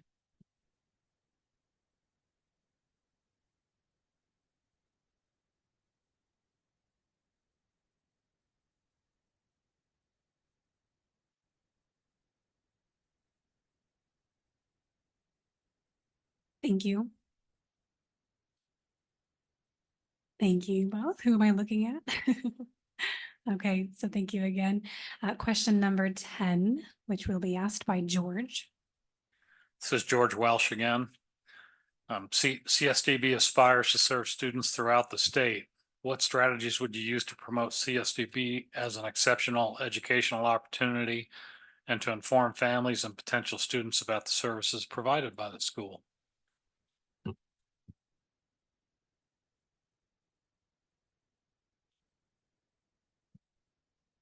I want to make sure that I understand what you're asking. Could you please repeat that? Absolutely. CSDB aspires to serve students throughout the state. What strategies would you use to promote CSDB as an exceptional educational opportunity and to inform families and potential students about the services provided? Okay, gotcha. So I want CSDB to be the place to be. I want families to feel that the first time they touch this campus, they just feel a warmth, a welcome. They see smiling faces. That's what I want for our families. I want every parent, every caregiver, every child that could benefit from the services that we have here. I want them to feel like they can trust this school. And I want to show how we care about the students here. So there is engagement, but that also means that we have to get out in the community. We've got to meet some places. We got to go to different areas of the state. We have a team, and it can't just be me. It can't just be the superintendent, but with everybody who has a role to play in the academic community to invest in the promotion and how we market ourselves and how we make this information accessible to the blind and deaf communities. And one of the reasons I say that is because in my experience, and in my current job, I can give you an example. Our school website has a lot of wonderful information about resources, but I feel like it's not accessible to the blind communities. And so we're working now to partner with Perkins School for the Blind, the Perkins School. We are partnering with them, and they have provided a consultation on how we can work to make our school website more accessible for the deafblind and for the blind individuals. So we got a grant to upgrade our website. So if you look, the text is big, the contrast colors are stark, the pictures are simple, they are clear, they're good size, and so that's the first thing that the parents see, right? They look at the website. So all of the information we have there, it looked like it was, 20 years ago, families are looking at a magazine, but now families use QR codes. They're going to look at websites. And so we have to make sure that our information is accessible to all of those families and have information in ASL. And one of the things I would like to mention is one of our mentorship team members, I was very impressed with the videos they have put on YouTube. They are accessible. They have audio, they have American Sign Language, there's description. And so it is accessible for both the blind and deaf communities. And I'm so proud of that initiative. And if I were a new parent looking to learn about a school, I would think that was fantastic. And there's a whole library of videos. But again, I would have to look at how we can draw families here. Marketing is going to be a big part of that. Outreach is going to be a big part of that. Shaking hands, meeting faces, you bringing people here, sharing concerns, talking with them. Some families here, and they're nervous about coming to school. And I'm sure my mom was nervous when she sent me away 7 hours. So I kind of know how they feel, and I want them to feel like this is a safe place that they can send their kids to.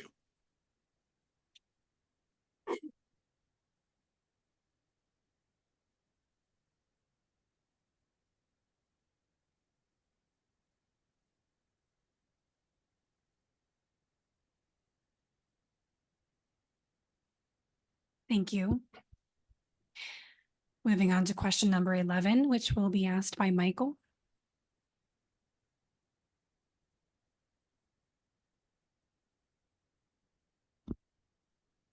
Thank you. Michael Stone speaking. Question specific to collaboration and support. And in this case, how do you feel the board and superintendent can both collaborate and support one another?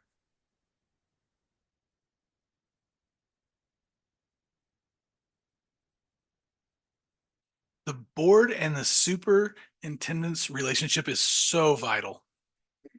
The 7 of you are my backbone. Y'all are the people that I rely on for advice. If I have conflict, if I have a situation I need to address, I'm going to go to you. And so it's so important for me to be transparent with you, what's going on campus, to show you data, to show you where we're going. I have a strong belief in the approach of making sure that we are meeting our metrics for outcomes. So all the required indicators that we have in our school strategic plan, as school superintendent, it is my duty to communicate with the board how we're doing. And are we meeting those goals in the set forth in the strategic plan? And what are we doing to meet those that were outlined in the independent review? We'll have to go through the agenda for the CSEAD and the CSR. And so we'll have to work with the staff to go through that process to make sure that we are meeting the goals of the agenda in both areas. So we have to cooperate.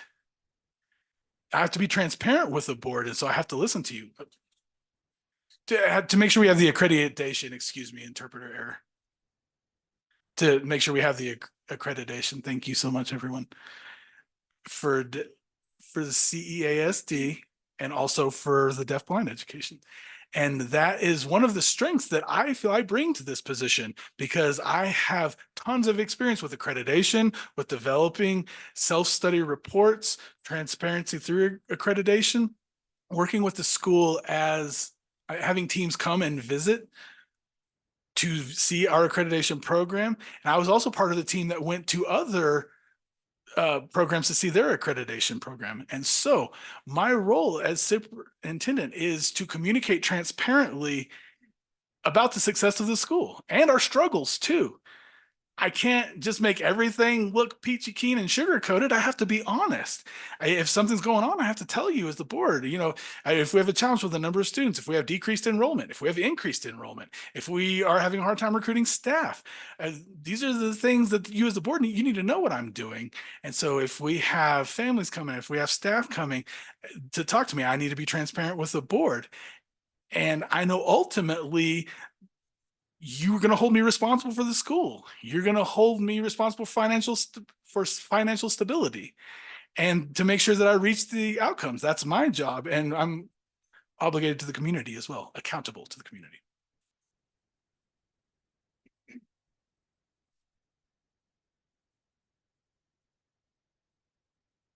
Thanks.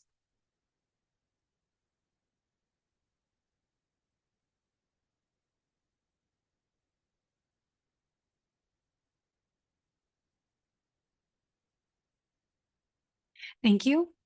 Moving on to our final question, question number 12, which will be asked by Jessica. Jess. So last question read by me, Jessica Lee. Please describe what are some key steps that you would take to ensure that this campus values and accepts students and staff members who have disabilities? And how do you ensure that we dismantle our ableism? And why is that important to you?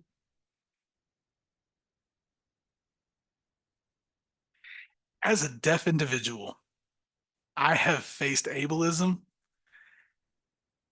And even though I look fully capable and fully functional, once someone knows that I'm deaf, once they find out that about my identity, then it's a problem. So we have to dismantle the perceptions of ableism.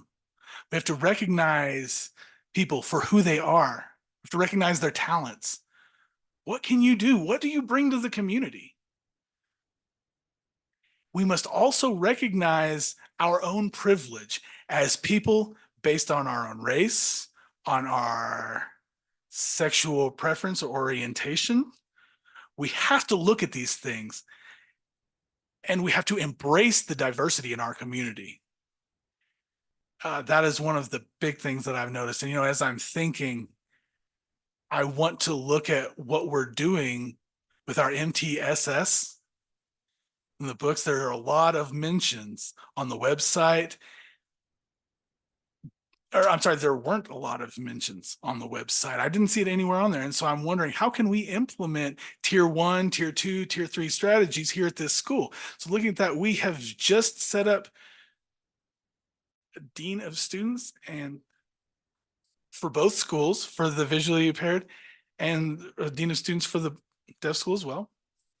So Mike and Cheryl, we're going to work with them to recognize or to identify the behaviors. How can we have consequences?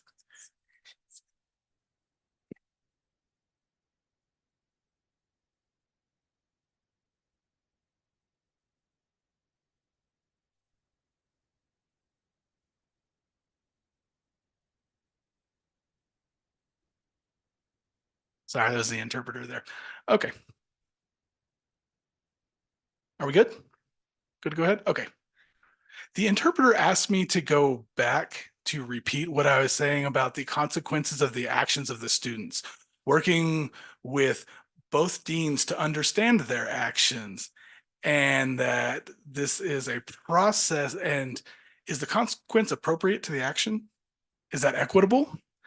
Based on the student and their needs, not based on their gender, not on their race, not on any of these other things, because we know in American society, we have a lot of racial oppression.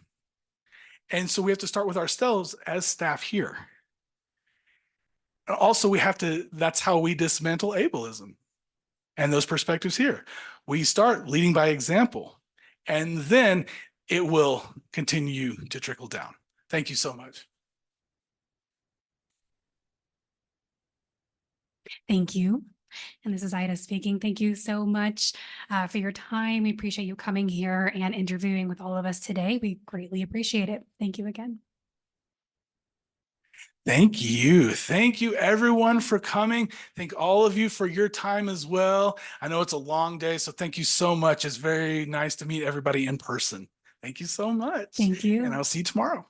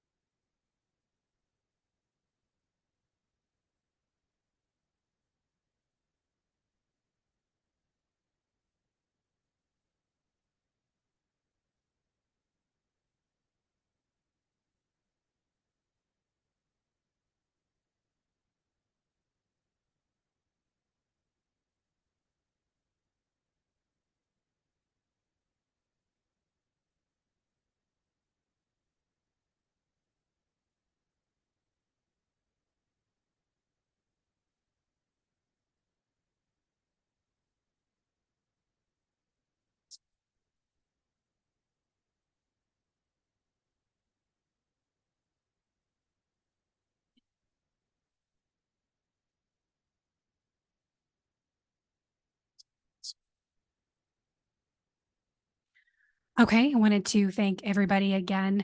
We will have more time to just debrief on the 29th.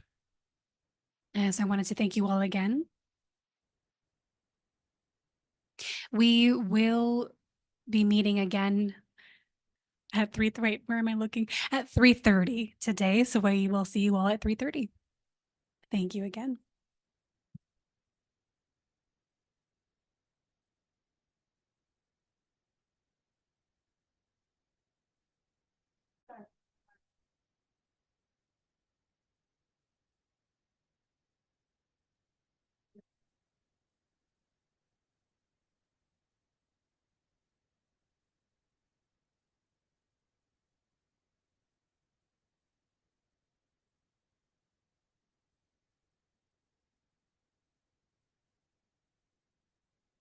Thank you, Tara Spangler.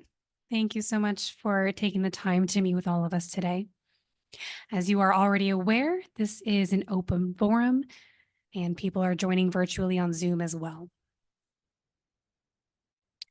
So we will proceed with the first question, which is, Excuse me real quick. This is Marcy, the interpreter. I can't really see you, Tara. If you could move with the black curtain behind you, and then I couldn't see your hands too well.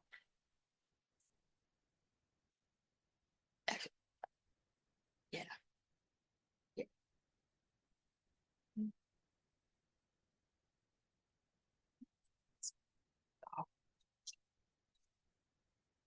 Hold on. Oh, okay. Yep. Yep.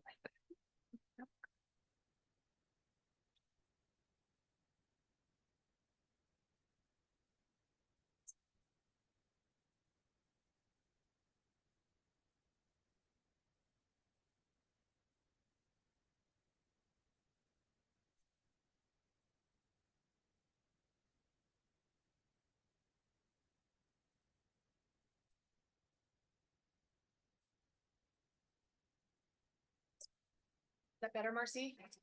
She in the back? Uh, th- Hold on. Can you sign for me? They're just looking for Sean's name because that's just a better view. Just one moment, technical. Okay, we got it.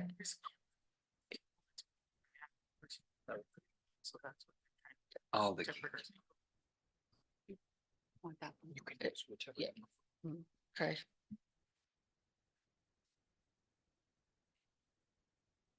Okay, Marcy, can you see me now? Yes. It's better. Yeah.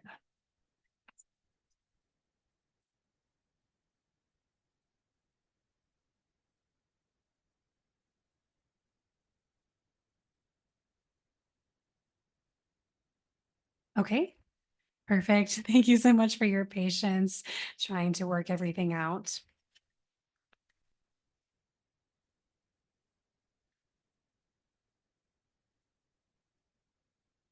This is Tara signing. I need to find Marcy. I need to pin her.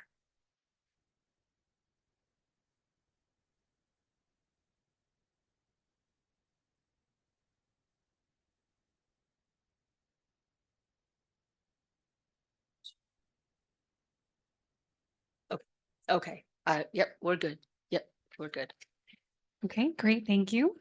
So we will start with Michael, who will kick us off with the first question. Hi, Michael Stone here. So glad to be able to do this in person. And so question one, two parts. First part is, Oh, hold on one moment. This is the interpreters again. Okay, I'll go. This is Marcy. I'll sign because I was pinned. Okay, yep.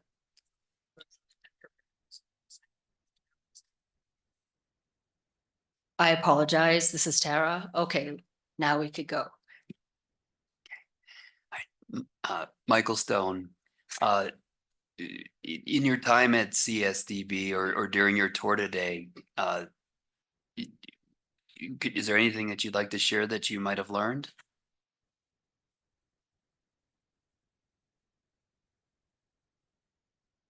Absolutely. This is Tara signing. Clearly my experience was different this afternoon because I have been working 17, this is my 17th year. I would like to share with you what I already do know about CSDB, generally speaking. Yes.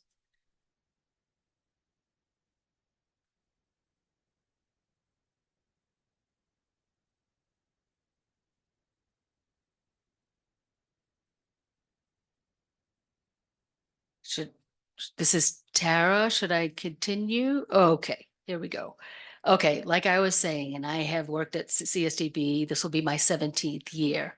And I have had the wonderful opportunity to be at this school every day for 17 years.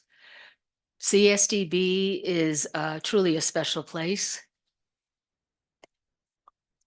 We have a phenomenal student body, staff, and our wonderful Board of Trustees. And we provide an environment for our deaf and deaf-blind student body that's no one else has. There's nobody out there that where it's comparable.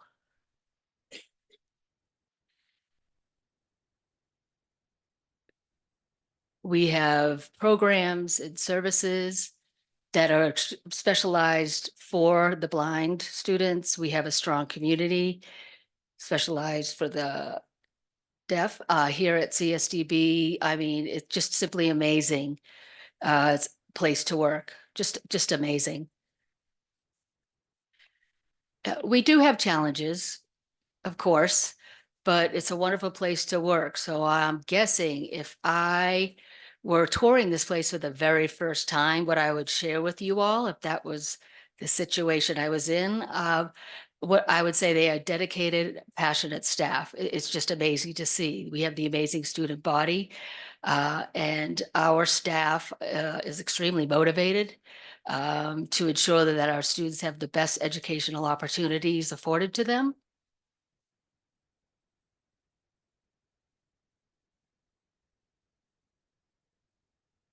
Thank you.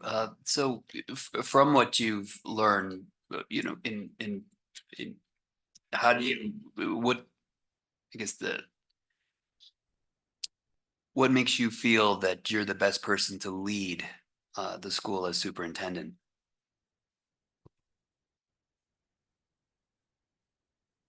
This is Tara signing.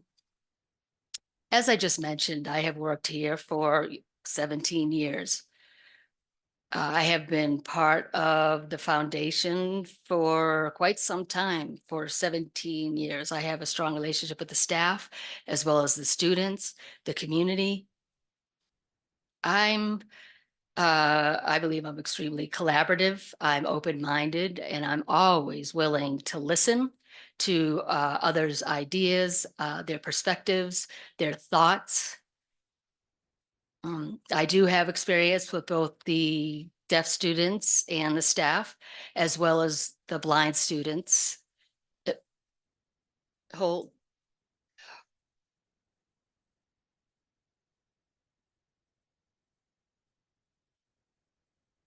Uh,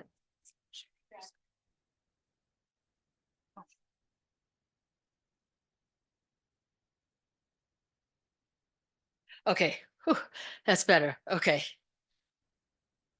So as I was saying, I have experience with both the deaf, blind, and deaf student body and staff. That's a critical piece to be here at the school in the role of superintendent. It's just having that knowledge. It's the willingness to learn, and getting that working experience with both populations, uh, all three populations: deaf, blind, and deaf. I have worked directly with the staff who are blind since 2009. So I have over 14 years of experience in terms of leading the blind staff and students. I've been part of teaching and deaf education for 26 years now. I have experience in that arena for 26 years. And that experience and having knowledge of both populations is critical. I feel as though I have developed, again, as mentioned, a strong foundation over the last 2 years in the role of interim superintendent. We're at the surface level, I'm ready to go. That foundation is there. We have established a strong goals for both schools, and I have the ability to support both schools. I am ready. I have built the relationships. I have developed a sense of trust.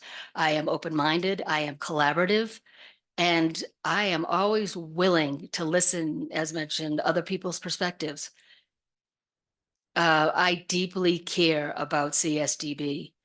I deeply care about the students and staff, the community. I'm ready to go. I'm ready to do the work. I'm ready to do whatever it takes. without reservation. I have been here, and moving forward, I will continue, if given the opportunity, I will continue with that go get 'em mentality. I am ready. Now, the other thing here at CSDB, it desperately needs is unity. We have had challenges in the past. It's kind of living in a silo with the deaf population and the blind population. We need, as mentioned, desperately to bring the two together. We need to continue that effort. We need to fully understand. I understand the budget. I understand where we are and where we need to go. I understand the needs of the school. I'm fully aware of what we need in terms of staff and what will ultimately the best education for our student population. That is the ultimate goal for the students here at CSDB. I have the ability to develop a clear vision for what the future will look like. We can't be stuck in a rut. We have to break out of the box. We have to, raise the bar in terms of what the expectations are. We have to work collaboratively with both the deaf, the blind, as well as the deaf blind. Everybody needs to be a part of the process to achieve that goal with the deaf students and blind students. That's not an option not to do that. I feel as though I'm extremely transparent with the things that I can be. There are some situations that I'm not able to share that information, but when I can, I do. I do want what's best for all involved, for the deaf and the blind, and we have to have equity amongst both schools. Yeah. Let me think for a moment. Just one moment, please. I just want to look at my notes.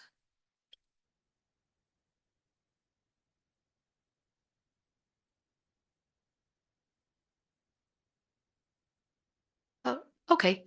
Thank you. Thank you.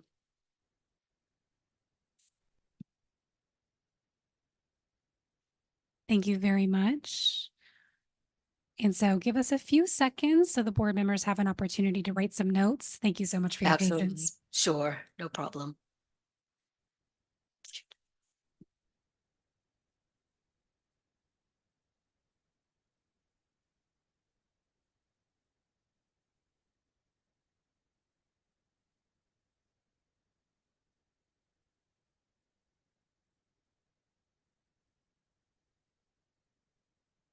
Okay, thank you. Let's move on to question number 2, which will be asked by Jess. Hello, thank you so much for coming. My name is Jess. I will be asking you question number 2. So you know that CSDB is a dual school. As we just mentioned, we have the deaf and blind as well as visually impaired. And so considering your own education and experience working within the deaf and the blind schools, how do you intend to increase your knowledge and understanding of either fields or both fields? This is Tara signing. Like I just mentioned, I have worked in a dual situation for 17 years. When I started working, I was working primarily with the deaf. Well, actually, the first 3 years of my work experience. And then I moved on to different roles. I became the curriculum assessment coordinator with direct support to the blind school. So the first experience that I have firsthand experience with the deaf for over 20 years. I have firsthand experience with the blind for now 14 years. So I feel as though I have learned so much in that experience. And of course, we can always learn more. I mean, that's always an option. We could develop and continue to grow your knowledge and your skills and your abilities. Absolutely, you could do that. Now, in the superintendent interim role that I've been in, well, let me back up. Prior to that, I was the curriculum assessment coordinator. I was involved with attending CASD conference, and I was a participant for 3 years. I did. So that is one way to continue that learning, learning from other superintendents, other leaders, other directors, specifically for the deaf population. In addition to that, in 2021, I was part of the CASD leadership role, the cohort number 4. It was a 5-day. With 10 to 12, I can't recall exactly, other leaders, potential leaders to really dive in and get that training in terms of education, being a leader, specifically geared to becoming a leader. So I was part of that cohort. It was a valuable experience. It's a wonderful learning experience for me. Again, that was specifically geared towards the deaf population. Now, when we're talking the blind population, I was a member of Cosby, that is for blind schools, and I attended their conference 2 times this year. Unfortunately, this year I was unable to because I had a board meeting, so I wasn't able to attend this year. But it was extremely important to be involved with a national organization in terms of specifically geared toward being a leader for deaf as well as blind. 2 years, I also went to a conference, ASR, and that's specifically geared to the blind population. And that is another national organization that focuses on the blind population. So those are 3 things that I am heavily involved in, and I will continue to do. And that in a way that I can expand my knowledge, specifically geared to both populations, the deaf and the blind. But again, I think attending conferences is one thing. Again, as mentioned, I have 14 years of experience with the blind population. However, I did teach, and I've learned a great deal from the staff here at CSDB. Their expertise is unmatched. They've taught me so much as well. Thank you very much.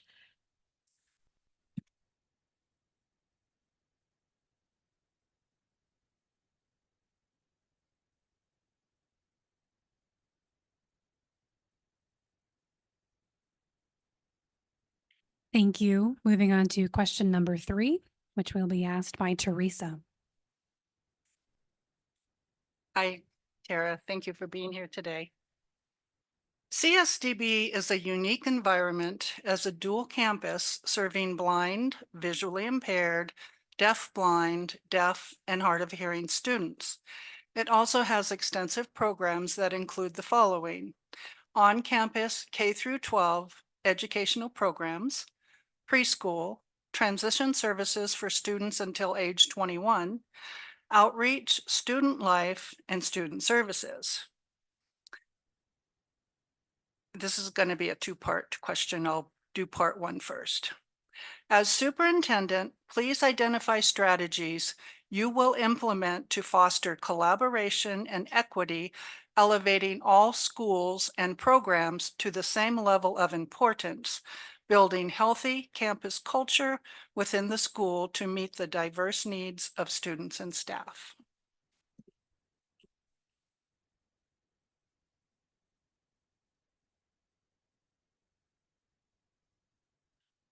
Okay, this is Tara signing. I think the first part, as superintendent, you need to fully understand each program, the ins and outs of of each program. You need to know what takes place with each program, what's going on in those programs. I have had the opportunity to work at the school for 17 years, and so I can fully appreciate and understand those programs. I can have an appreciation and understanding of the services they provide, to include both on campus and off campus. So I have that experience. Uh, Now, currently, we do have a leadership team, and we meet on a weekly basis. And that team is comprised of the different members who are leaders in different departments and programs on campus. So we, as leaders, come together, and the goal of that is for everyone to share kind of what's going on in their program. So other departments have a better understanding of what happens in those other departments. They learn the needs of the program, the needs of the services, and they work collaboratively to do some cross-department training. And that meeting happens every week. So people are aware, and then we can identify where the gaps are, and we can identify the needs. And again, we work collaboratively with the departments on campus. So that is the leadership team, and that's how that works. And again, that's weekly.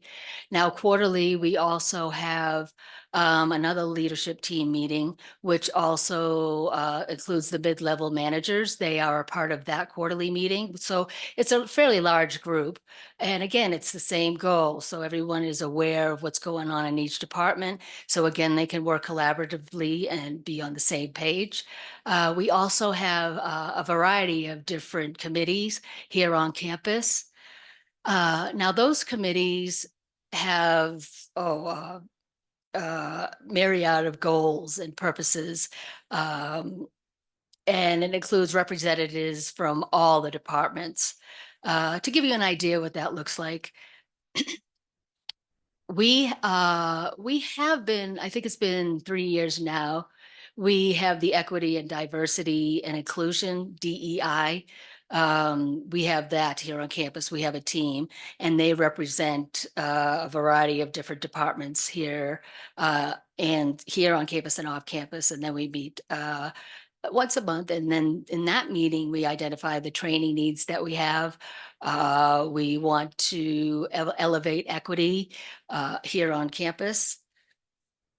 We also have a deaf and blind advisory committee in place. And the majority of the time they meet separately. However, was it 2 years ago or last year? We did all come together. Both committees came together. And the reason we did that, we felt it was extremely important for the deaf to understand blind people, what the blind side's needs, and vice versa. We have some collaborative meetings with both groups here on campus to, again, raise the bar and bring equity up to the next level here on campus.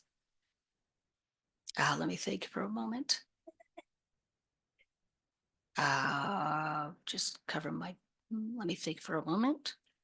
Oh, okay. Oh, I'm sorry. I need to take a minute. Yes. So I was thinking of all the different programs we offer. So preschool, for example, our preschool program in the department consists of both deaf and blind. They're housed in one building. So, and because of that situation, they work collaboratively every single day on a daily basis. So now the students in this preschool program, they learn at a very young age how they can interact with one another, how to work together. And also our employability center, that too is comprised of both the deaf and the blind students. Now, also we do, actually, we just started this last year in terms of our budget. We previously had a comptroller that didn't really divvy up the budget by department. So that didn't allow us to see if there was equity in terms of the monies being allocated. to the different departments here on campus. That was not visible to us. So last year, it really entailed a lot of time and energy to really focus on that, to break down the budget in terms of what was allocated, which would allow us to see where our resources are going. And the number of students in each program. We need to make sure that the resources fit that particular program and department. So we need to be specific with the budget so we could see what happens within the budget. So we worked on that. Let me think.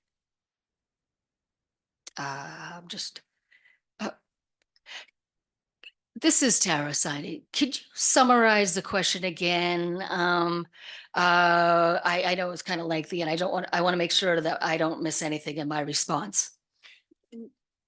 No, it's a two-part, so I'll reread the first part, and then when you're ready for the second part, let me know. As superintendent, please identify strategies you will implement to foster collaboration and equity, elevating all school programs to the same level of importance, building healthy campus culture within the school to meet the diverse needs of students and staff. This is Tara signing. So again, in terms of the strategies that have been included is to the opportunity for staff to work with other departments and collaborate. And that's why we have the variety of different committees for that sole purpose that they can work together. Another strategy that's in place. Well, what I'm trying to do is to establish and develop a more campus-wide opportunity for the entire campus to come together. To give you an idea what that looks like, we started the DEI training this year, and we have already had 2 trainings thus far, and we will be having 2 more. Now, the trainings include the entire staff from all the departments here on campus. They learn together. They learn with each other about diversity, equity, and inclusion, so we can improve upon equity here on campus. In addition to that, I am trying to establish different types of events, again, that will bring the whole campus together. And sometimes the community will be involved in those efforts. So I'm trying to come up with some opportunities. Different events will give everyone the opportunity to socialize and be with one another. We have had our annual 5K. We've done that for many years, and that is a wonderful event. And at that 5K, you could just see the enjoyment that everybody is experiencing that day. I want to provide more opportunities for those types of things to happen. Right now, there's not enough. So with that said, I am trying to add to those different opportunities for families, community, staff to come together and have more events throughout the year. Now, 2 years ago, I had a Christmas lighting celebration. It was relatively small because it's new, but it was just an opportunity again for the entire campus to come together. And it was a very enjoyable event. And this year, I want to say it doubled in numbers of who attended. So it's growing every year. So that's just one type of opportunity. But with that said, there is not enough. But one of my strategies is try to be innovative and provide different opportunities throughout the school year for campus to come together and not just have those 2 opportunities as mentioned.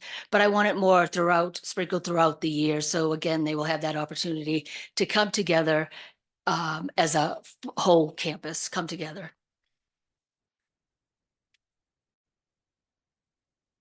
Okay, part 2. What steps would you take as superintendent to foster and improve communications between deaf, hard of hearing, blind, visually impaired, and deaf-blind students and staff? This is Tara signing. As mentioned, I was on there is a deaf advisor committee as well as a blind advisory committee.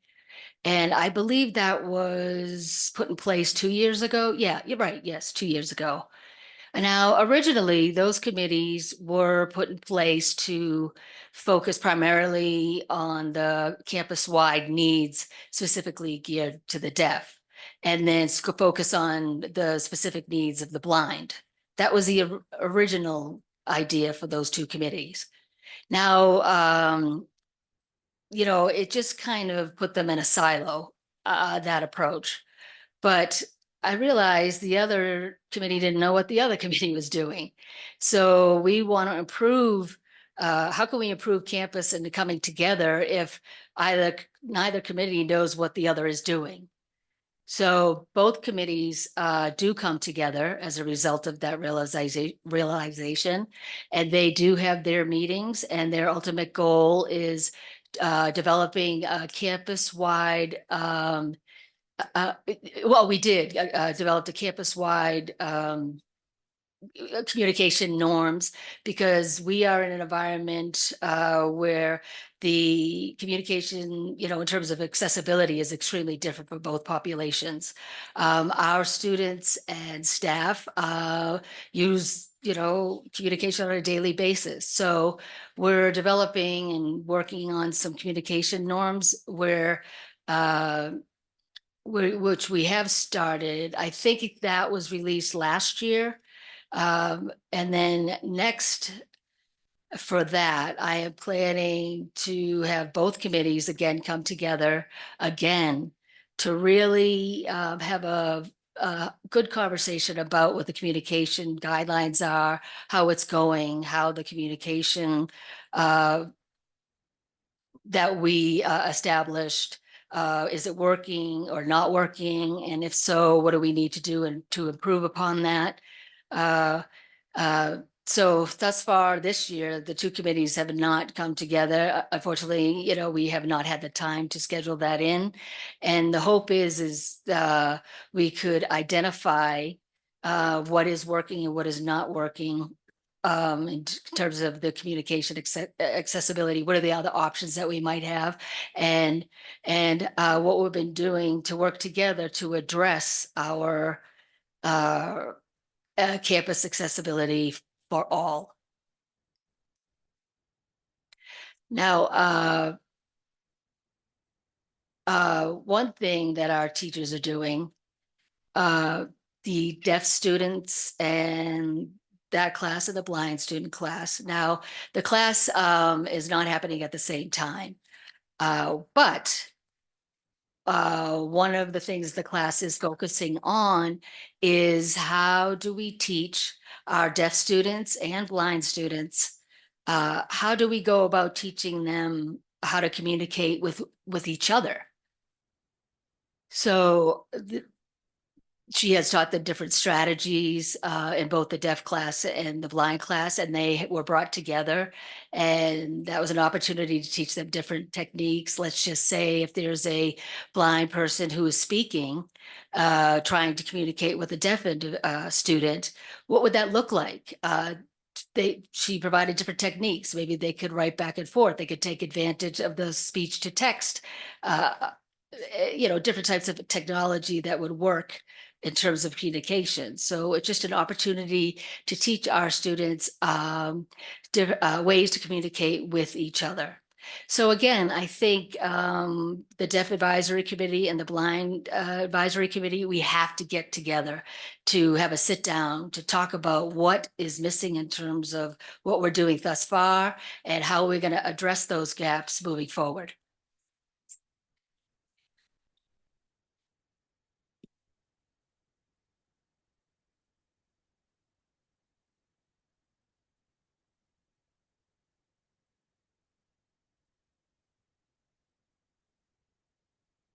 Thank you very much. Moving on to question number 4. Pete will go ahead and ask that. Thank you. Hi, Tara. Pete Lee here. Describe specific strategies that you would use to promote public support through legislative initiatives, through private fundraising grants, and other fund development activities for school activities, budget, and instructional programs.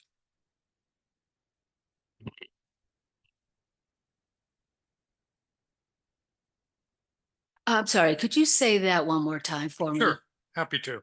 Describe specific strategies that you would use to promote public support through legislative initiatives, through private fundraising, grants, and other fund development activities for school activities, budget, and instructional programs. So strategies to raise money. Okay, thank you. This is Tara signing. Right now, in terms of the CSDB budget, it's at about $15 million. Now, about 80% of that 15 million is funded directly from the legislature, from our joint budget committee, JBC, if you will. Now, the other 20% in the budget, that is including some grants, some funding from the state, specifically per pupil, it's PPR, and then some of the monies is from our revenue generator within the outreach department. So with all of that combined, we're coming in at about 15 million. So the strategies that I use, it's important that we have a good rapport with the legislatures and with the Joint Budget Committee. We did have a lobbyist that did assist us in bridge the relationship between CSDB and with the legislature. So I am constant, in communication with my lobbyist, our lobbyist, and to ensure that that relationship is there and strong with the JBC. Now, our JBC analyst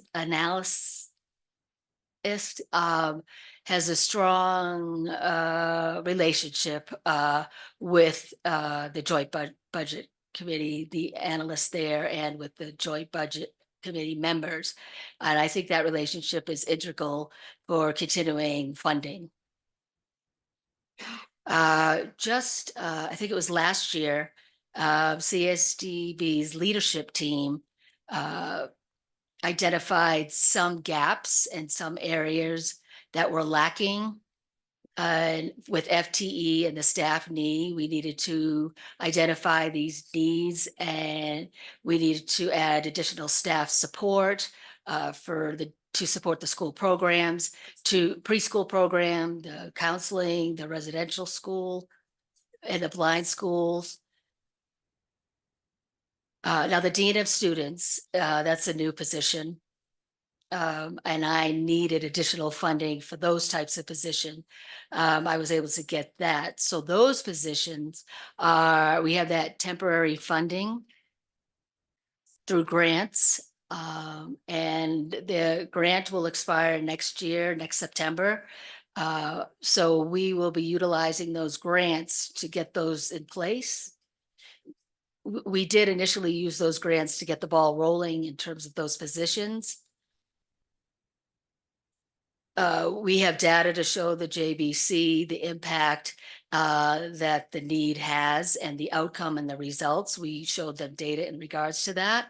And we submitted that data to them, to the JBC, requesting, it was last summer, we requested some funding for the upcoming future. I don't know if it's approved or not, but the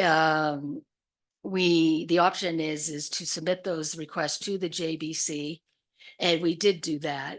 So we can have, we've already tapped out with the resources with the current FTE that we have. We're maxed out in that area. So I think it's working directly with the JBC. It's giving us better direction for a better strategy for working with our CDC, the Colorado, the so for staff who operate directly with JBC, and then the money and the buildings and renovations are separate pots of money, if you will. And our CDC members from the legislatures, we just in October, we did invite several of the members of the CDC to campus to kind of show them around, and gave them a tour of the campus and talked a little bit of our program and services that we have and what our needs are. Because just this past summer, we did submit additional CDC requests as well. Specifically for West Hall here on campus, for that building's renovations. And year 2 of our security and ADA and the grounds renovations. And the ADA playground, we have a good we would need to have that relationship with CDC. It's very important to have that in place. Sometimes we get donations to the school. We did have some trust funds as well that we had access to. Now specifically to our activities and fundraising for the school. That's really not something that we have done a lot of. I have reached out to donors, and then sometimes they reach out to us. And I have already identified different areas in which we need to look in our efforts to get more activities, and we need to reach out to different resources, and reviewed our policies and procedures specifically to donations and what that looks like. We want to improve upon that. What do we need to do differently? I know that some schools have foundations in which they are seeking or actively seeking to give donations. So for that, we'll have to give more time to looking into those different options that are out there. Okay, thank you, Tara.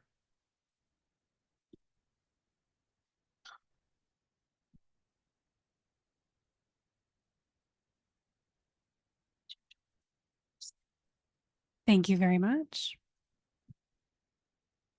So moving on to question number 5, and Megan will go ahead and ask that. Hi, Tara. This is Megan Klassen speaking. I'd like you to give us an example of a time when you brought a wide range of school community members and constituents together to collaborate on a challenging issue. And so if you could answer in 4 parts, please describe the issue, your approach to addressing it, the outcome of your efforts, and what you learned in the process.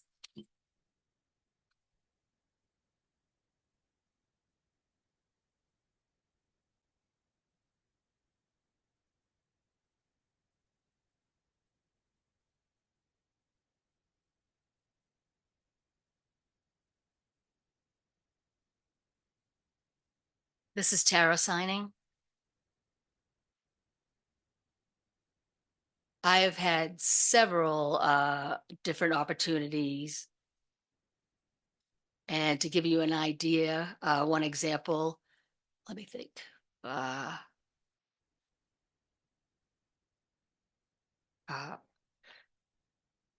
just specific to us. I'm trying to avoid giving this same example using the Deaf Advisory Committee and the Blind Advisory Committee. So, all right, another example. We do have a strategic plan in place, and it has 5 different areas that it focuses on. Now, our strategic plan is very extensive. It's over 60 pages, believe it or not. So it's a challenge to how do you prioritize 60 pages of the strategic plan? We need to make the effort to ensure that we're able to have and accomplish some things in the strategic plan, because like I said, it is very lengthy. So with each strategic plan, again, it has the 5 components, the 5 different areas. And one we have, for example, is leader, co-leader. So after discussion, and we realized there's some challenges with that and the strategic plan. So we wanted to bring in our members of the strategic plan to come together to try to figure out how can we better prioritize what's before us, prioritize our efforts. So we came together, had a great discussion, and we came up with the idea that we could, we have a year and a half yet left of that strategic plan. So we thought, again, how can we prioritize our efforts? So we all got together and had a conversation and tried to figure out what we should do and what that'll look like. We thought perhaps maybe we could bring it back to the Board of Trustees. Can we perhaps look at how we are prioritizing things, and so each team is clear and understand fully what their priorities are and goals are in terms of the strategic plan. So again, we had a conversation, and those were the types of things that we talked about. And I'm not sure, Board of Trustees, if you recall, we did bring it to you. And we did ask if we could potentially make some adjustments to the existing strategic plan to ensure that each team is set up for success. And you were in support of that. And now we're moving forward with making those changes to the strategic plan and to ensure that it's more manageable. Now, what we've found is there's, again, it's so lengthy, the strategic plan, and it's difficult. The problem is, how do you prioritize what's in there in the strategic plan? I established that meeting because I had been hearing from different people saying, I'm just so overwhelmed.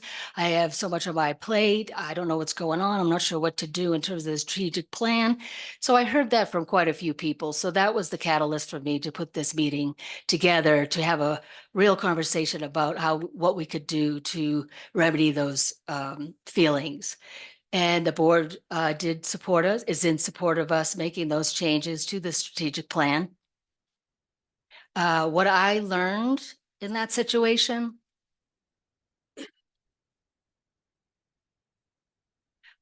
if there's a challenge or if there's a problem, you got to come together, an opportunity to do some brainstorming, to kind of figure out how to address the situation at hand. I think that some of people are ambivalent. We don't want the board to think, oh, we don't want them to think, oh, this isn't worth it. But what I've learned is if you don't ask, you don't know, right? Sometimes you got to ask the question. What's the worst answer that could happen is no. So we're trying to develop and come up with creative resolutions to that issue. So that's just a few examples of how we bring in other people to try to resolve issues at hand. Oh, I have another example for you. We, was it last year? Yes, last year we had a director resign. And after hearing from a variety of different people, listening to their thoughts and their ideas and taking in all of their feedback, they felt like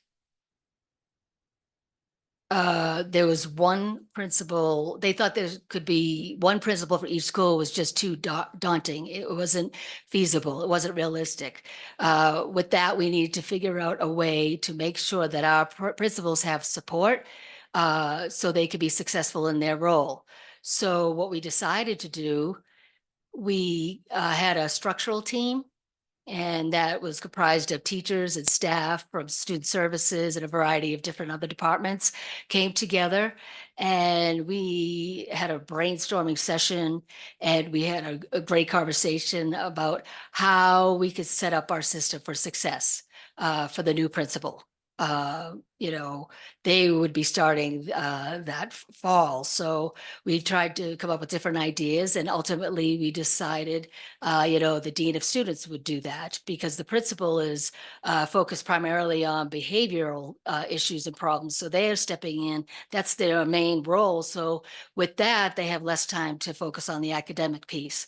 So, so we wanted to have a structured team based on the issue that we were seeing, because it was just simply too daunting and overwhelming for one person to take that on.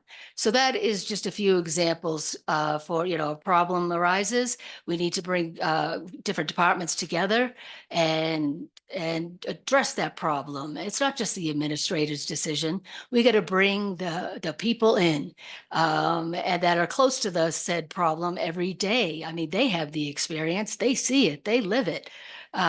Sometimes they have the best ideas to the solution because they're in it every single day. So we need to bring all these parties in that are and those people that are involved with the problem directly. And it's not just the administrators that make those decisions. We got to bring in the people.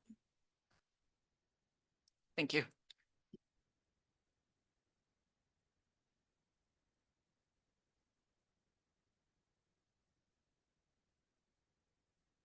This is the interpreter speaking. We are going to switch interpreters for Tara. So if you could just give us one moment, we are just going to change the interpreting situation. And so Brittany will be interpreting the questions for Tara.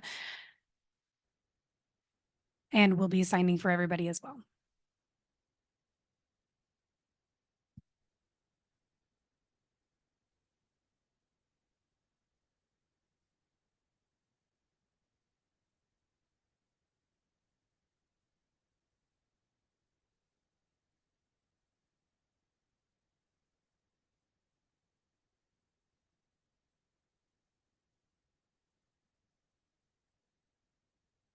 Okay. Okay, got it. Okay, I got you pinned. Okay. Okay, great. Thank you so much. Moving on to question number 6, which George will be now asking. Thank you, Ida. And I'm hanging on here as far as a personal need. And so if you leave me, if you see me leave, I'll be back as quick as I can. Okay. I was going to ask if while we were doing that change, we might take a 3-minute break or something. What do they call that? Like a senatorial 5, Mr. Lee. This is George Welsh speaking. Ms. Spengler, thanks for joining us today. My question is, how do you envision fostering partnerships with external organizations, businesses, trade schools, and higher education institutions to enhance opportunities for students and the school?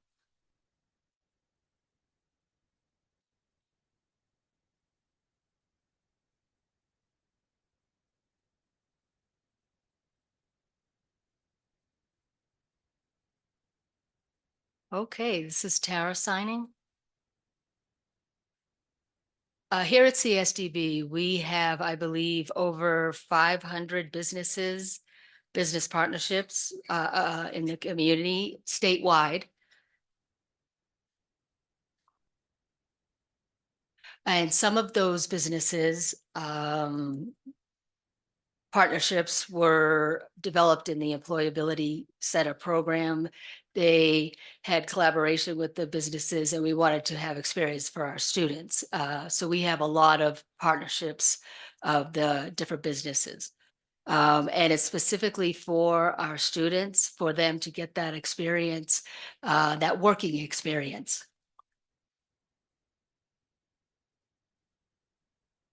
Let me think. Oh, we also have a good partnership with, let me think, with Colorado College, CC, with their tactile art gallery. So we collaborated with Colorado College last year, and they hosted the tactile art exhibit where our students actually were the artists. They were able to go and see their art displayed, their tactile art. They saw it in the Colorado College Gallery.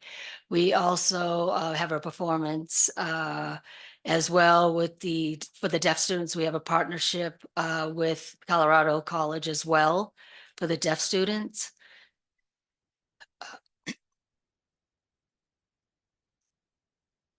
Let me think.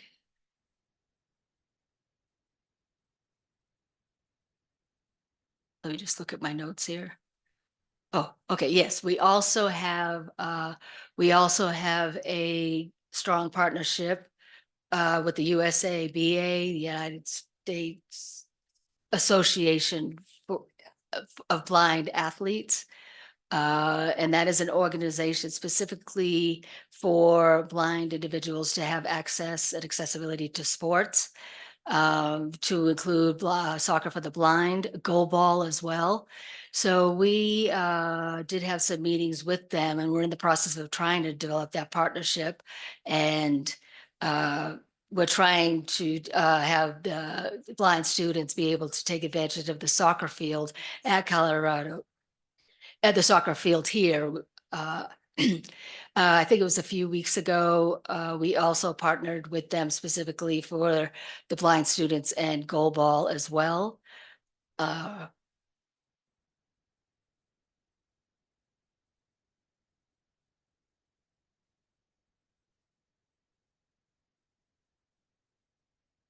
You said organizations, businesses, and what was the third entity? I just want to make sure that I answer all components of that question, George. Organizations, businesses, trade schools, and higher education institutions.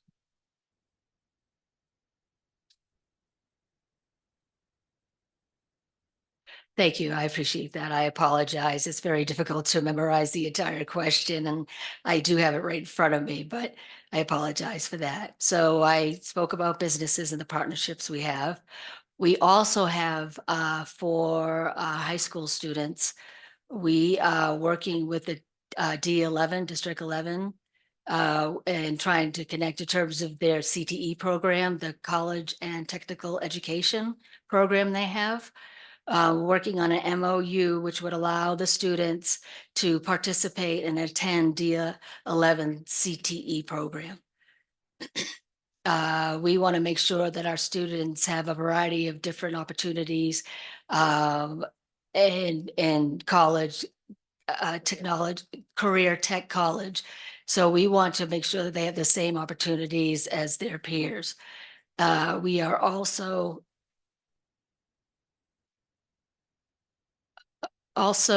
we have a good relationship with Gallaudet University, RIT, and TID.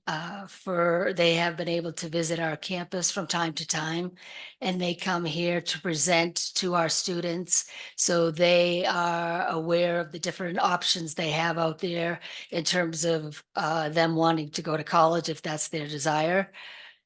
We also have a collaboration with UCCS, and one of their professors for the special education program invited us to actually go to their campus and guest lecture to their class. And they invited us as guest speakers, and we could talk specifically about educational programs specifically geared towards the blind and those for the deaf. We've been collaborating with them 4 years now. We've been a part of that guest speaker invite for. Now, some of those students in the courses have decided, as a result of those presentations, to pursue to become a TVI or a teacher of the deaf. So that collaboration has definitely benefited.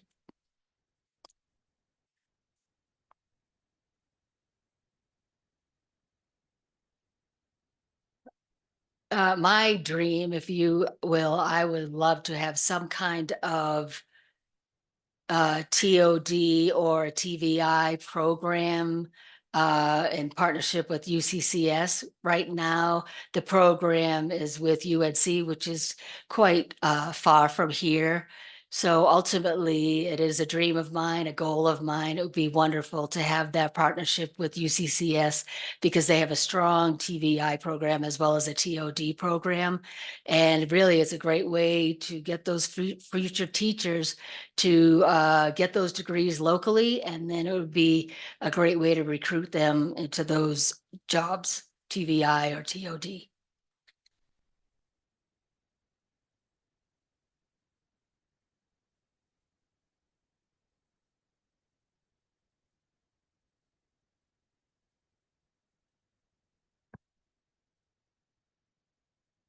Okay, thank you. Moving on to question number 7. And Teresa will go ahead and ask that. Hi again, Tara. So CSDB provides a comprehensive education to blind, low vision, deaf-blind students on campus and through outreach. What do you see as the greatest challenges to the field of blind and visually impaired education, accessibility, technology, and modes of learning? And how would you address those challenges?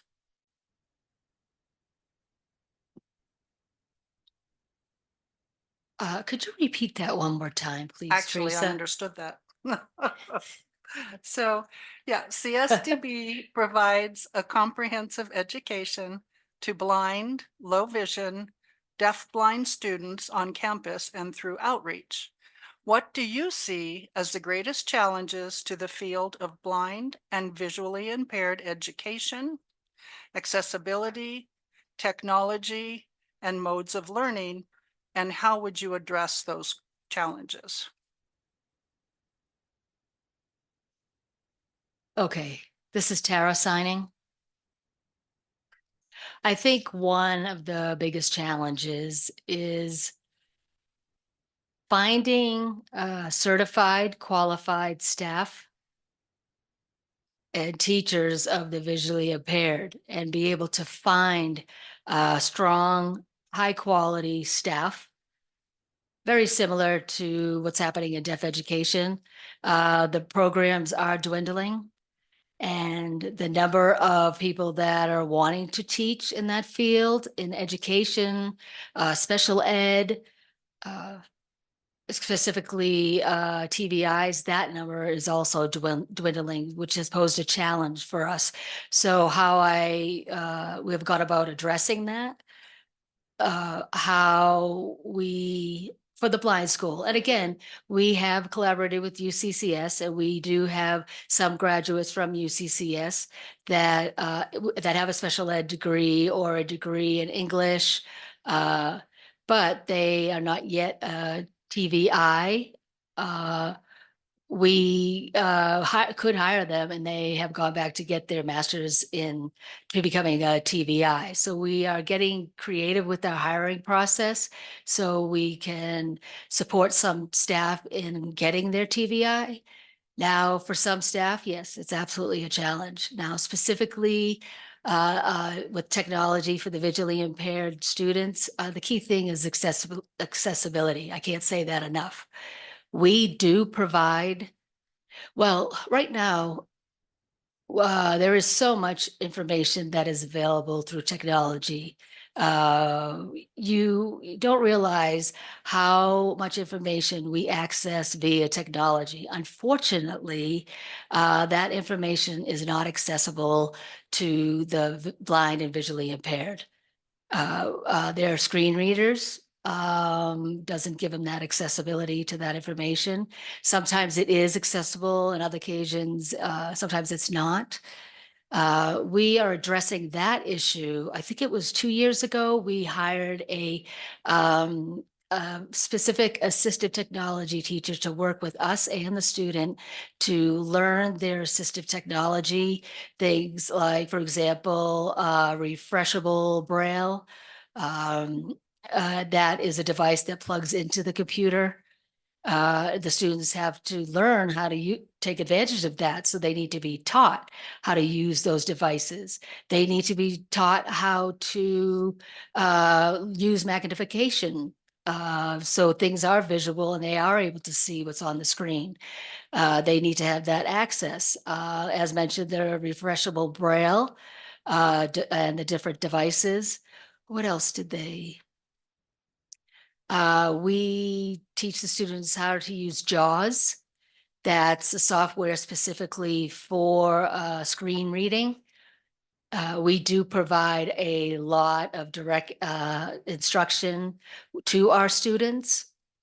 Now, one of the big benefits for our students is we have a specialist in assistive technology who is the guru of a variety of different types of technology. And, you know, technology is forever changing, and this particular person is on it. So we do have that direct instruction for how to use assistive technology. We do what we can to ensure that they are successful, have accessibility to electronic content, and providing that accessibility is extremely challenging. We are here at Colorado Springs with the CSDB. We are the leaders of that. So we need to provide accessibility to the visually impaired and blind students and staff. And yes, it is a challenge. And anytime there's an app or a new website, whatever the case may be, anytime the program or the system or the app is updated, sometimes what we've found, that particular app or whatever software or program was accessible, then they do this update and then accessibility is no longer afforded to the students. So we have to be proactive and let the businesses know, or companies that provide these services, let them know, look, your program was accessible and then you did your update and now it is no longer accessible. So we've been trying to negotiate with those businesses to fix that part of the app or program, because electric accessibility is extremely challenging for blind students to ensure that that accessibility is there with apps and programs and things of that nature. Now, in terms of accessibility, again, for the blind, is there something are we switching something? I thought I heard something. I apologize. Something. Oh, okay. All right. I apologize. I got distracted. I heard something. Okay. Now in terms of accessibility, specifically with that, let me think. Okay, generally speaking, in terms of accessibility for the blind, what we find challenging is that our students have strong orientation and mobility skills, so they're able to navigate across campus and navigate their world independently and safely, of course. We need to address how we can provide regular O&M services for our students here on campus. We need to educate them with orientation and mobility skills and different strategies, again, to be sure that they can function independently and navigate the world around them. What else? Specifically to the blind, I'm just recapping. In terms of learning, some of our students are completely blind.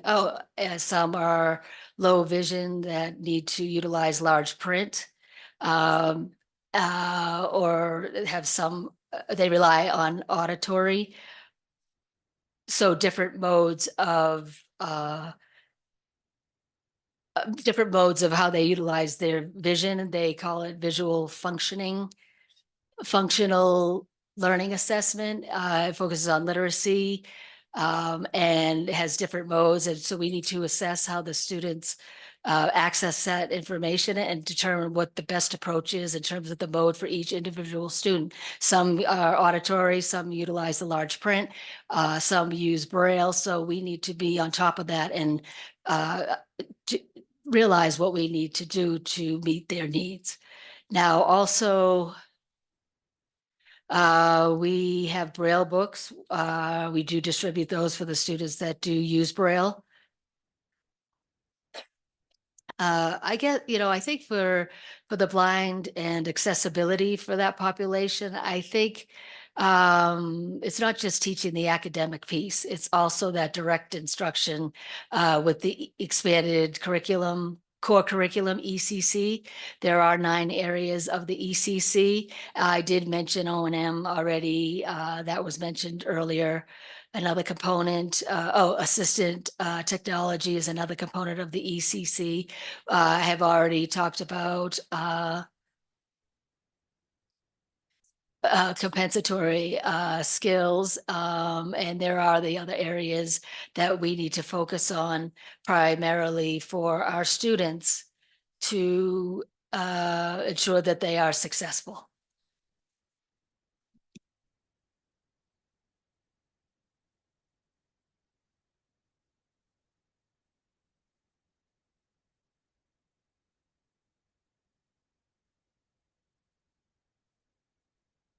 Thank you very much. Moving on to question number 8. If Pete could go ahead and ask that. Thank you. Hi, Tara. Pete Lee. Question number 8 is similar to question number 7 that you just answered, pertains to the deaf education. CSDB provides comprehensive education to deaf or hard of hearing students on campus and through outreach. What do you see as the greatest challenges to the field of deaf education, accessibility, technology, and modes of learning, and how would you address them?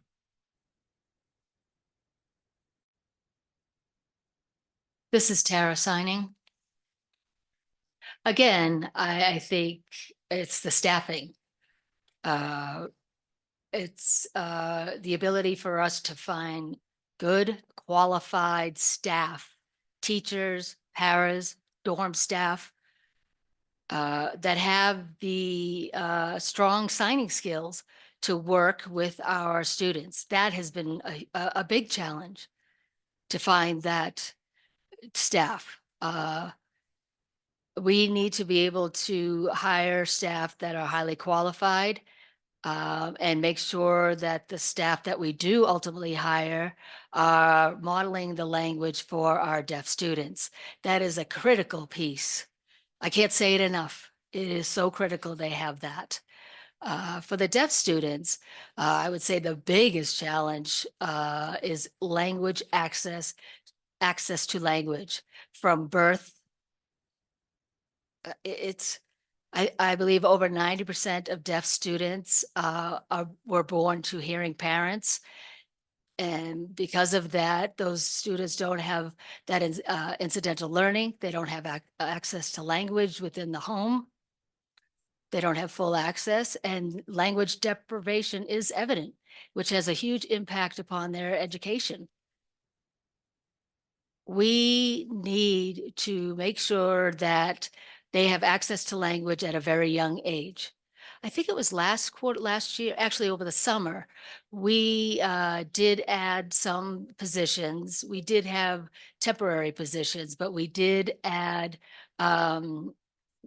permanent positions for the department to provide that sign language and that model of language to birth to 3.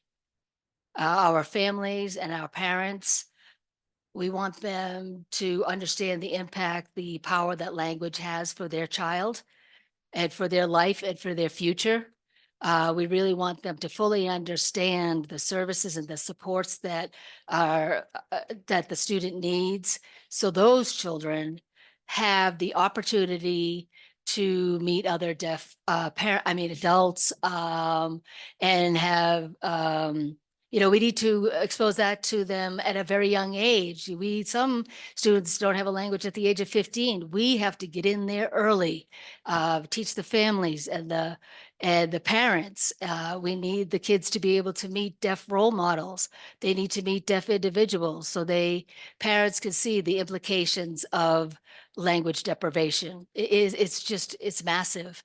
I think that needs to be the top priority is language for the deaf. We need to make sure that our educational programs and services that we provide to our students, we need to incorporate the bilingual approach, which means including sign and English. That's the only option. Last year, actually, the Board of Trustees approved our bilingual policy. The one we had, we didn't have a policy in place to support the bilingual approach. It was more general in terms of what the approach was. It was more individualized, and that just was not successful. We need to have that strong bilingual approach and program in place, and that needs to continue. We have just scratched the surface in regard to that in terms of the policy. It was passed for a bilingual approach, but the deaf student needs to have both ASL and English, but the majority of them do not have a strong foundation in our language.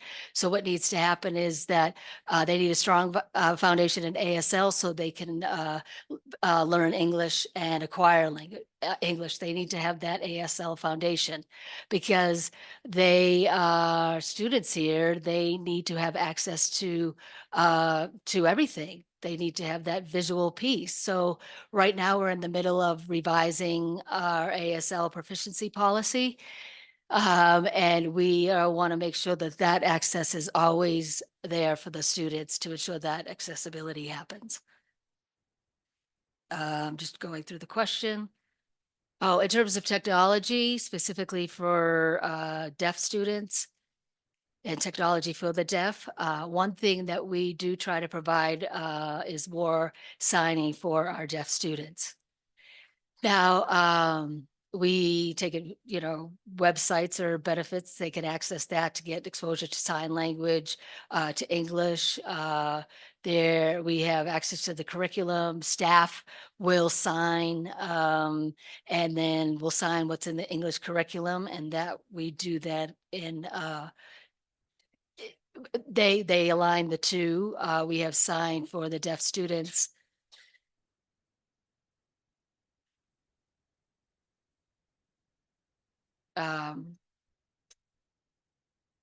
Oh, and I think the other thing, specifically for the deaf population and students, they need to have that exposure and really need to have deaf culture a part of them, as part of their identity. They need to have exposure to deaf staff, peers, community members, to be exposed to deaf culture so they can have that sense of pride of being a deaf individual.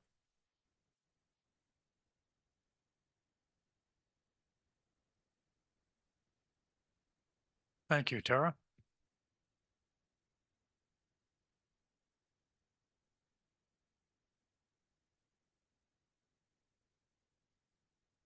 Thank you.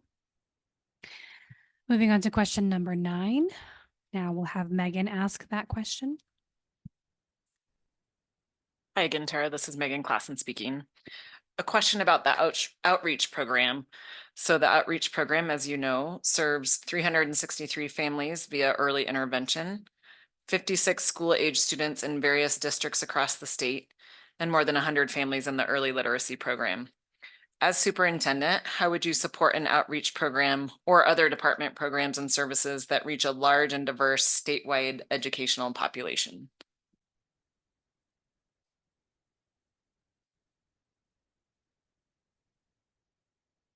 Okay, this is Tara signing. You're right. Outreach is a huge part of this campus. Even though the majority of the staff do not work here on campus, but they are responsible for services throughout the state. So they provide early education services from birth to 3. They provide those services. They have understanding of the early education program and the services that we provide. I did participate in their team meetings once in a while, and some members of the team, I want them to learn more about the program and services that we do provide. And we recognize specific areas where we need to focus on the future. So I already collaborated and had a conversation with the early education coordinator for the birth to 3 population and the services for them. Now, part of our challenge with early education right now, it's on a systemic level. We have the coheres. Then we have the CHIPS facilitators, and then we have our CSDB employees, and that coordinates all of this. And they go weekly into the home. That's the CHIP facilitator that takes care of that end of it. And they're not our CSDB employees, and so our ability to monitor those CHIP facilitators is very limited. We've had some fierce conversations with early intervention in Colorado. We've had those, I think, in the past year. The early intervention Colorado, we have to take a hard look at the system to ensure that the families get the best services, and we can identify the name. We have identified Cohere is not the best. We need to change that name. And we need to brand it differently. And as far as the early education program, we will be setting up a stakeholders feedback session, and it's specifically geared toward the early education program. Now, those meetings will be starting in March. And we will invite the community, we'll be inviting the parents, board members are more than welcome to join that meeting. And we will have some in-depth conversations about what is working, what gaps we have, and what we need to change for the future, and what does that look like? What do we envision for the future in terms of the early education program? And once we gather all the feedback from that, then we'll go ahead and have specifics in terms of what changes we want to see made. Now, with early education in that area and with my work, I want to continue working on the early intervention services that we do provide.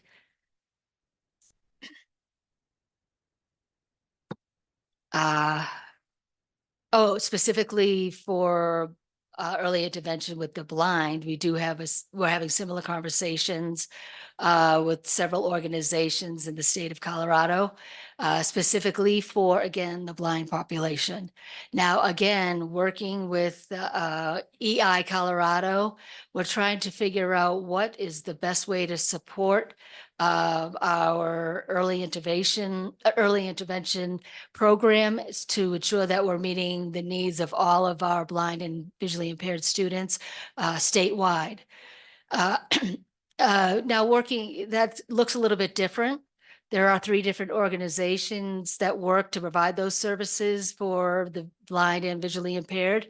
And those 3 organizations have worked in isolation, but we have been able to come together and have a conversation around what the vision is. What does the future look like for blind individuals in terms of the early intervention programs?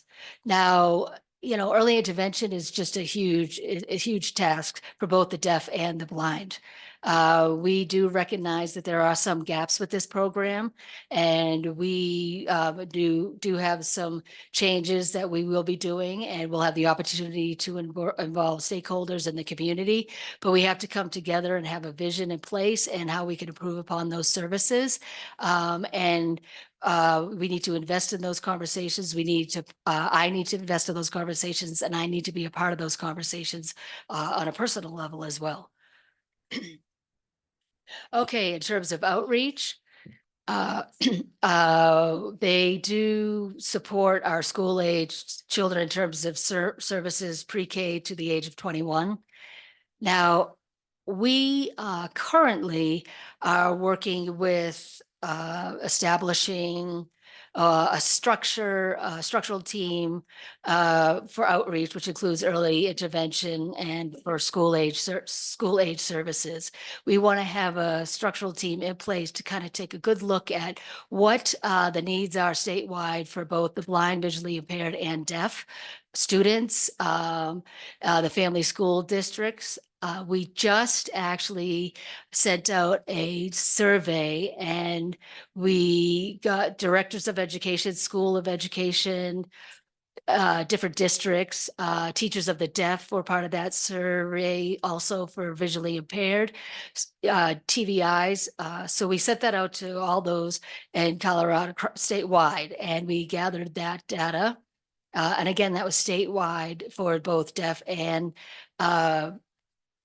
blind school age children. So I believe the parents as well. So right now we are in the midst of gathering all of that data from the surveys, and we need to have a conversation about what we currently provide and what is missing. Where are the gaps? We need to determine if we need to add more FTE so we can provide all the services statewide.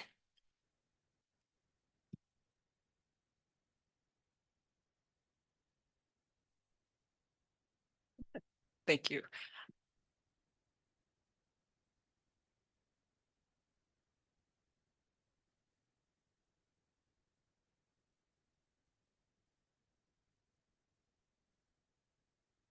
Okay, moving on to question number 10. George will now ask that.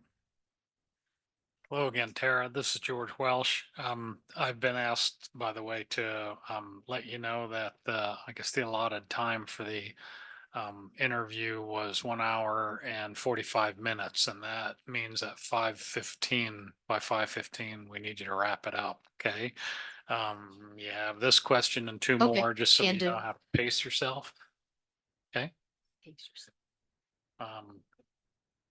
My question for you is CSDB aspires to serve students throughout the state. What strategies would you use to promote CSDB as an exceptional educational opportunity and inform families and potential students about the services provided by the school? This is Tara signing.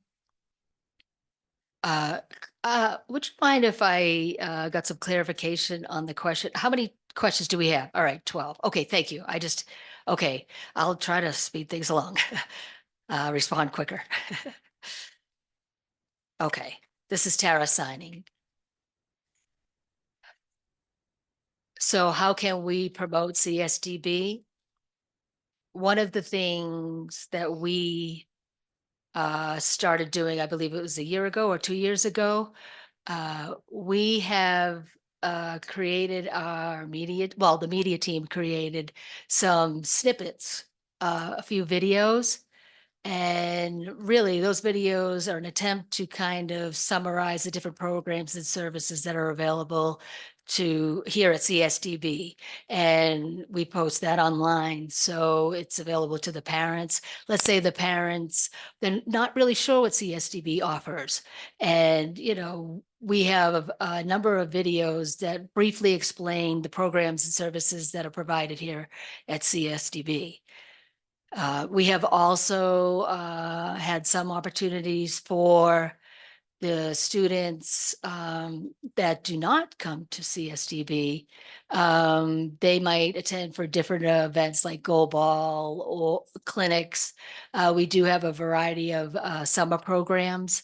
COVID, what happened. So those numbers dwindled a great deal. So we need to provide more opportunities like that to the students statewide. Give them the opportunity to come here and see what CSDB is all about. Another strategy that I do want to implement moving forward is the teachers of the deaf and the teachers of the visually impaired on a statewide level. Some of those teachers have never been to CSDB. So those are the individuals that work directly with students statewide. And they work directly with the families, whether it's for the blind or the deaf. And some of those individuals have never been to CSDB. So I'm trying to devise different opportunities to get them here on campus so they can see the different opportunities that are afforded to the students and the experiences that they have. I'm wanting more staff and students off campus to come here to CSDB. For those who have never been here, some have gone home after that visit and have told the parents, "I want to go to CSDB." So I want to provide this parents, the teachers, and the students. I want them to be aware of the opportunities that we do provide to them here at CSDB.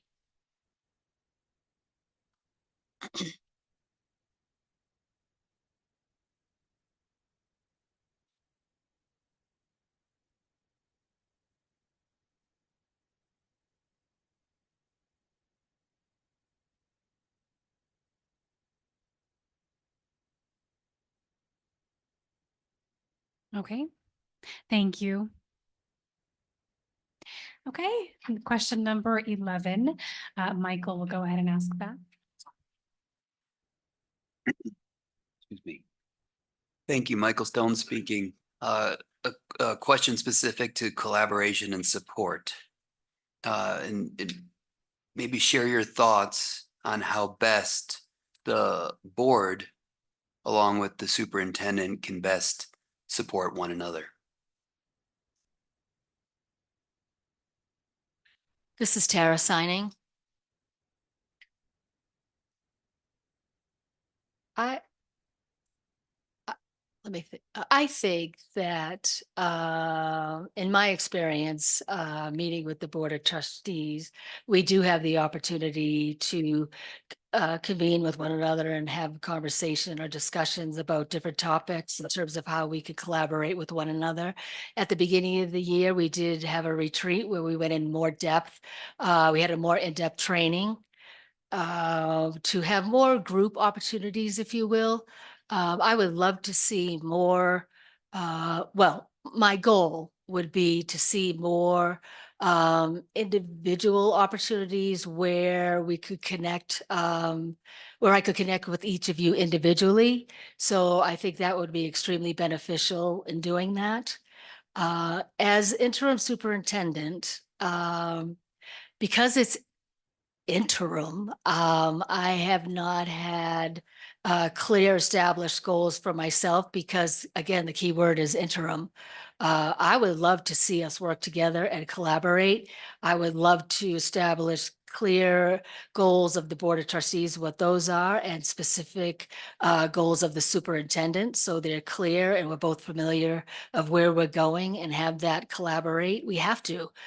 So I would love to see us establish clear goals for both the Board of Trustees on an individual level, see what those goals are and what the goals are for the superintendent.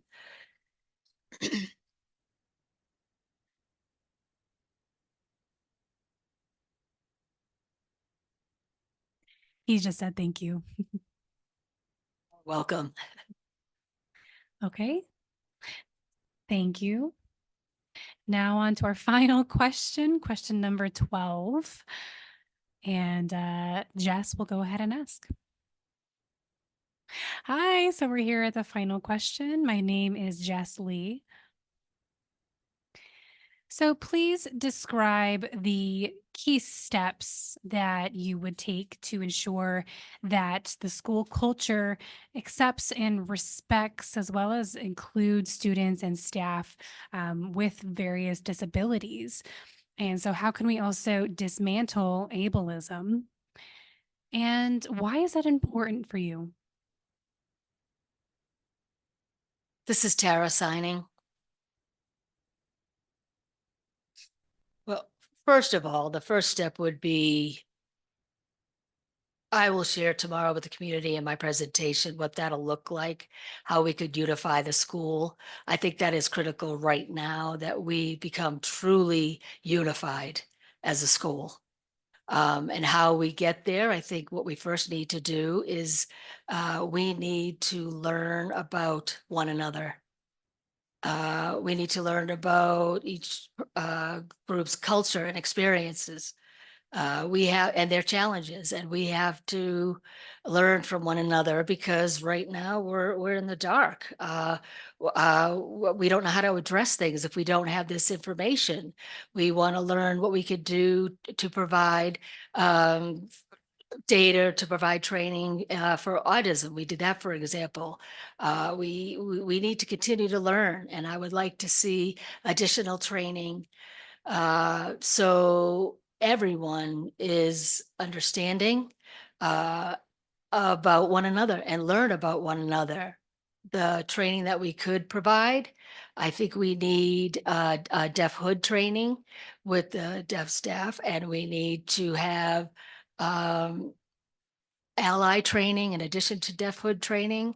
And then specifically for the visually impaired, we need to have a learning, we need to continue the training first to ensure that we're all understanding one another. And then once that's determined, we can go ahead at that point, identify what's holding us back. What's the obstacle for why can't we be unified? We need to figure out how we can focus on becoming one as a campus. And we need to develop clear goals and clear expectations for all to be able to bring and elevate the campus to be unified. That is where everyone needs to be involved. We need to work together in that effort. What I envision, what I see would like a best CSDB. I want to become allies for each other. That is, if we can do that every day and we could be allies for one another here on campus, that would be ideal. We need to take that first step. And we have some work to do to make that come to fruition. But what I envision is that we are allies for one another.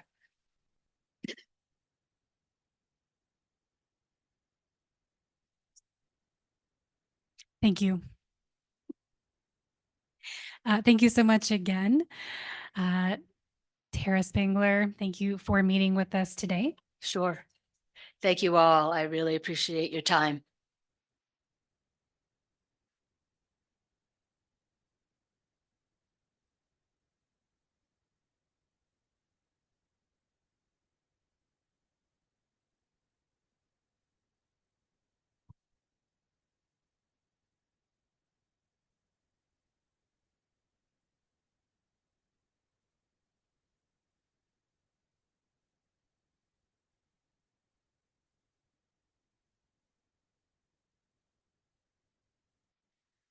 So again, I do want to let you all know that you will have the opportunity to express more thoughts on January 29th. We want to thank everybody here, including the board members, the community members, for attending and participating in today's meeting. Want to remind all of you, especially the community, we will be having a town hall happening tomorrow. Excuse me, not a town hall. We will be having a forum. I need to look at the interpreter. I didn't realize I wasn't looking at her. So we will have a forum tomorrow at 4 o'clock here in the same building. And that'll be in block 200 at 4 o'clock tomorrow. And the board members or community members, if you are unable to attend, you can join virtually on Zoom. And we will be here in person. If you could make sure you check in for the first presentation. So check in first for the first presentation, and we will meet again on Zoom tomorrow at 4 o'clock. Should we go ahead and adjourn the meeting? I need a motion. Michael? Michael Stone, motion to adjourn. Okay, and Jess? This is Jess. I second that motion. Okay, I approve the motion and we will go ahead and adjourn the meeting. And the time is 5:07 PM.